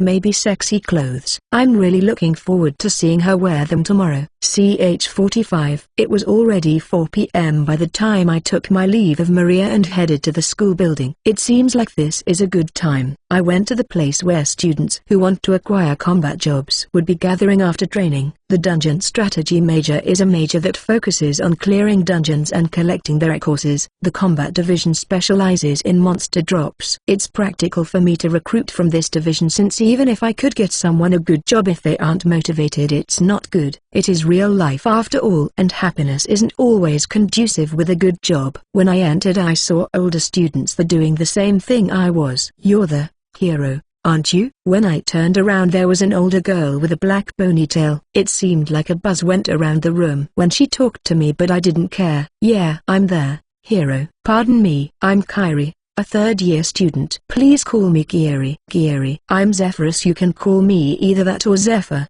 Then I'll call you Zephyrus. Nice to meet you. I'm part of the A-rank guild. Thousand Sword Frackle. I'll be blunt. Do you want to join? I was surprised to be invited to an A-rank guild. There are only 6 guilds, and with a maximum membership of 40 members per guild, there can only be 240 A-rank guild members. I'm happy to be invited, but it'd be boring to start at a high rank. Thank you very much for inviting me, but I plan to make my own guild.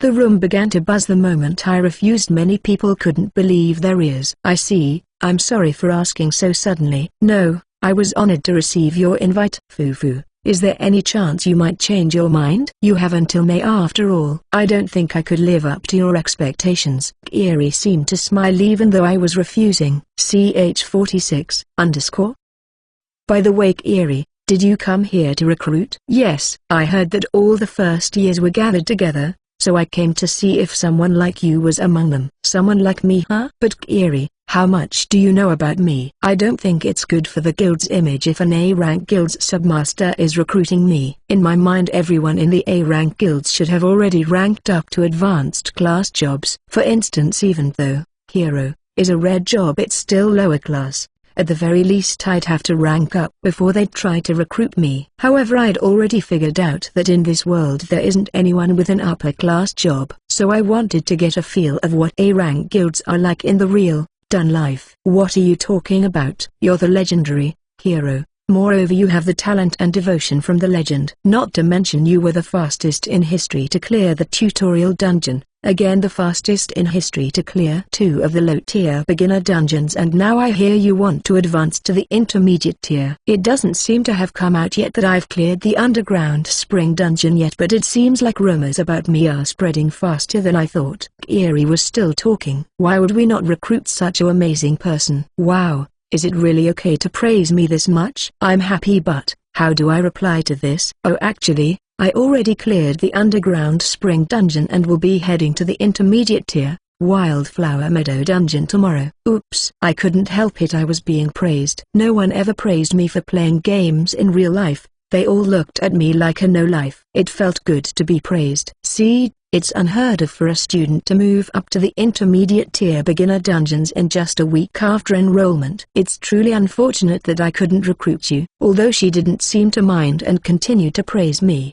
it wasn't until she praised another student with "she's not bad" that I realized why I was here. Kyrie, is there anyone good here? Yeah, there's someone that the other guild members were looking at. I was thinking of inviting them to the guild today. Oh, I wondered why the submaster was here, but it seemed like it was a final interview sort of thing. It's the tall boy he's met the requirements for gladiator, but seems to be aiming for their great fist gladiator job. Gladiator was a line of jobs that attack choosing fists. They're good at self-buffs, self-healing and even tanking. Although as I expected, the movement in the real, done life, is different. I can't tell if he's good at all. Although if he's aiming for Great Fist Gladiator, he's not going to make it. If you want that job, you have to train against monsters with your fists. It's usually recommended to select a lower job and train, then change jobs to it. There, Great Fist Gladiator is especially rare, so I wish him luck. It seems that Kiri is honestly complimenting others, which made me feel really good. And Gladiator Boy seems to be a target for help. I might end up adding him to my own guild in the future. After that, Kiri told me about some promising first years. I told her I'd make it up to her, but she said seniors are supposed to help their underclassmen. Although I still felt like I owed her, so perhaps I'll leak some useful information to her in the future. After that, I continued to study the students that Kiri pointed out, deciding whether or not to add them to my guild. CH47. Unfortunately, Kiri left. It seems like she saw what she wanted to see. However, I continued to look for candidates for my guild. I watched the first years train, although I was a first year myself. Myself as well as the senior students also felt it was weird for me to be standing with them. It was thanks to Kiri that no one tried to recruit me. It seems none of them were vain enough to try and invite someone who turned down an invitation from an A-ranked guild. But it was while I was watching that I realized I have no idea who's doing well. I'm positive that I know more about this world than anyone else in it, but I can't determine talent at all. It seems like I fail as a scout because I have no idea what to look for. Should I just choose by appearance? All that mattered in the game were two things, appearance and the job. Since none of them have jobs, I decided to just select people with a good appearance for now, since I can guide them into good jobs. Once I'd decided that, I felt someone comes up behind me, so we meet again. Turning around, I saw it was Chara who was behind me when I got my job. Chara, long time no see. The entrance ceremony was a week ago? Has it only been a week? Apparently I live a fast-paced life. What are you doing here? You're not trying to meet the requirements for a job anymore, are you? Since this is the building for first years trying to meet the requirements for jobs, it's abnormal for me to be here. It sounds like she's blaming me, but if you look at her you can tell that it's pure curiosity. I'm here as a scout. I'm thinking of making a guild and I'm here to invite my classmates. Guild? Won't it be a while before first years are able to make guilds? No, I'm going to dive into an intermediate tier dungeon tomorrow, so I'll meet the requirements soon. You're already that far? What level are you? Here, a level 20. No way. Chara's eyes grew wide on shock. In fact, it seemed like the entire room was looking at me in envy. If I'd been aiming for it, I could have enjoyed this more, but instead I stood there with a face that seemed to say, what did I do? I see, I must be dawdling. Chara, you wanted to be a tank, right? Yeah, but it's unfortunate because it seems like the job isn't appearing for me. She sighed. I guess she's having a tough time. What are you aiming for? I might be able to help. Sierra grew quiet. It seemed like she was having trouble saying. That's okay. It's a specialty job, so I don't think you'd know it. Who? Didn't think I would know? Meaning it's a special job she didn't think that a commoner would know. I could tell by the white feather badge that she wore that she was the daughter of a count. Since those in the category of count have access to special jobs if it's the daughter of a count and a tank. I only had one idea of what it could be, and if I was right, I absolutely wanted her as part of my guild. However, I shouldn't try to force her into it. I want her to join the guild after teaching her, not forcing her into a job. For now I should explain. It's true that I could help you.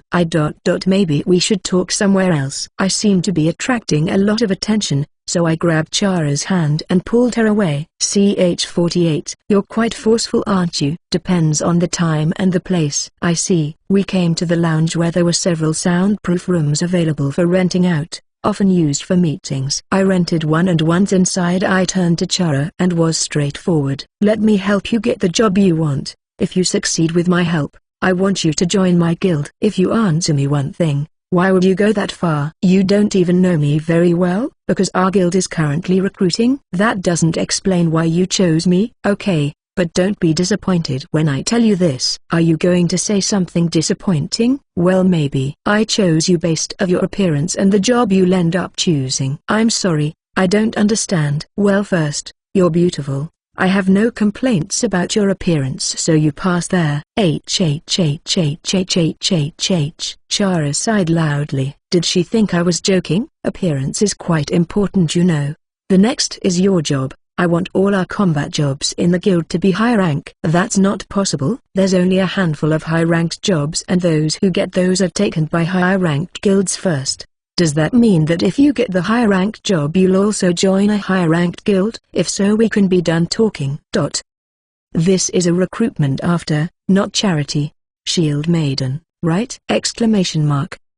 Haha, so I was right. When I guessed the job that Chara wanted, she looked surprised. In fact, the face she made was totally worth it. How do you know of that job? My great-grandmother was the only person in history to get the job. If you join my guild, I'll tell you. I'll also show you how to make Shield Maiden appear. What? I knew the conditions for hero, so it's not THST strange, is it? No, I just feel uneasy. Well, I may have been a little over the top. Although I figured there was really only a 50% chance that she would join my guild. In the game, to recruit people from the noble category, it requires a higher guild fame, which you increase through doing quests and helping the school. In a sense, you do things that help make the guild famous. However, I've already seen that there are several things you're able to do in the real, done life, that you couldn't do in the game. There, Shield Maiden job is the highest job available in the tank class. It's absolutely considered a high-tier job, and in my opinion it's by no means beneath their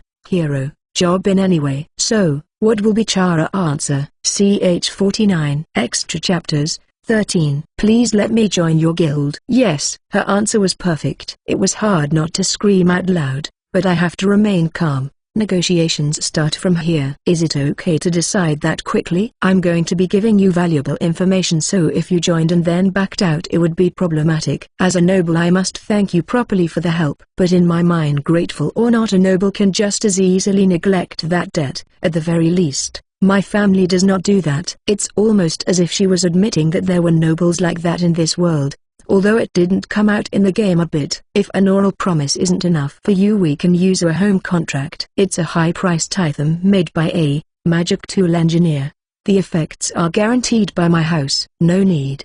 Really? Well, from what I just said, it seems reasonable that she would think I wanted a contract, but I'm not going to bind guild members with a contract. If someone ends up not liking my guild, they can just leave. The point is to make a guild where members don't want to leave. I'm looking for companions. Besides, if we stand at the top as an S-rank guild, you wouldn't want to leave the guild anyway, would you? You're quite confident, aren't you? Well, I am a hero. Hero stands at the top of the lower class job trees, and if my guild is S-rank, none of the members will want to leave. Well, it does seem like you have the ability and a bright future. You might actually be able to do it. I'll absolutely do it. You're getting a great deal if you subscribe now. Chara put her hand over her mouth and laughed, but in the end she agreed. I got so caught up getting a new member that I almost forgot. I guess I should tell you the requirements for Shield Maiden now. Yeah. You actually know them, right? Because I'm a hero. I don't know how that relates, but okay. Chara looks even more beautiful when she laughs. The requirements were as follows. 1. Be the daughter of a count. 2. Receive a monster's attack 100 times with a shield. 3. Parry a monster's attack 100 times with a shield. 4. Do not reach level 30. 5. Meet the conditions for all the other shield wielder job. The first condition is already met, and the second and third can be met easily through Slime Pop. Hannah might not be happy with me sharing the idea, but she'll have to understand that it's for the good of the guild. Number 4 is a little special. Level 30 is the level where the advanced job change ticket can be used, although it's better to wait until you reach level 75 to use it, so that way you can accumulate all the SP and raise your stats. In other words, once you reach the point where you can use the job change ticket, you can no longer become a Shield Maiden. Number 5 is the same as the swordsman jobs. Most high-ranking jobs have this condition. That's all. After a few moments, when Chara spoke again, her voice sounded pitiful. I won't be able to do it. Yeah. In real life it's difficult to imagine meeting all the conditions and then restarting your job back at level 0. That or taking monster attacks without the benefit of a job. Of course I knew the requirements for all of the other jobs as well, so I made it a little easier by telling her all of the requirements for those as well. Seriously, who are you? Hero. For some reason it's easy to hide behind their hero job. After that I went to the aristocratic dorms with Chara. She said she had an alchemy bracelet and wanted to get started right away on Slime Pop. According to plan, she should meet all the conditions by the end of the day. CH 50. Is this really okay? For some reason I feel like there's something very wrong with this. I get it. Even I feel a little guilty. Right now we were working on conditions 2 and 3 of Shield Maiden. We were playing a new game called Slime Ball. I would pick up a slime and throw it into Clara's shield. This would count as one attack, and the slime would disappear afterward. According to the system of done life, if you throw a slime, it's counted as assisting a monster's attack and registers it as the monster itself attacking. It's actually kind of nice because the slime takes damage against the shield and disappears, saves us the trouble of stabbing it after. After about 30 minutes we managed to satisfy the conditions. I asked Chara to check what jobs she still needed to meet for the 5th condition and then satisfied them as well. This is really strange. No, it's absurd. There was a dragon statue in the aristocratic building of course, so after we finished Chara was easily able to acquire the Shield Maiden job. Well, for now, congratulations on awakening. Yeah.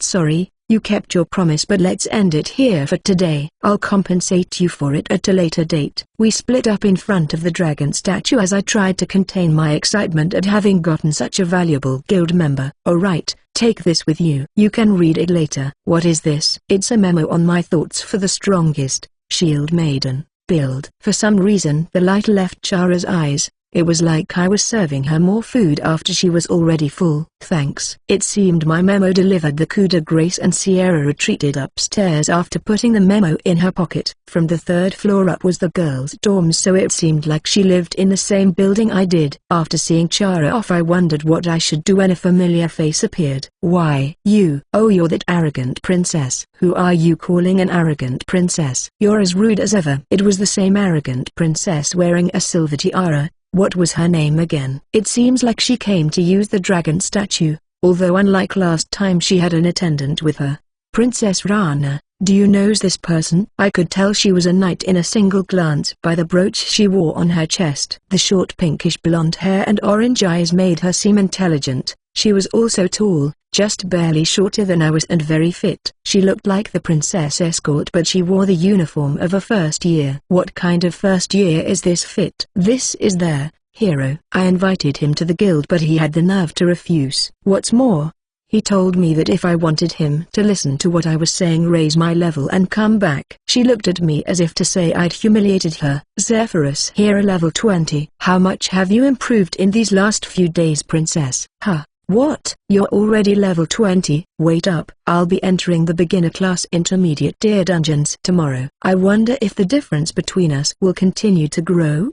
Didn't I just say to wait? The knight judged the relationship between the princess and I, then nodded. She seemed to have decided I was okay. I apologize for my lateness. I am Mr. Lady Rana's escort. I am pleased to make your acquaintance. Yeah, nice to meet you. Who's this Rana person again? The princess. Lady Rana, did you not even introduce yourself properly? Wait a minute, sister, don't talk to me like I'm some bad child. Even without introducing myself, the other person should know who I am. I'm the princess after all. No, it's polite to give your name when you meet someone. Whether the other person knows your name or not, you should respect the etiquette and still politely give your name. You can clearly see who holds the power in this relationship, as Sister reigns the princess in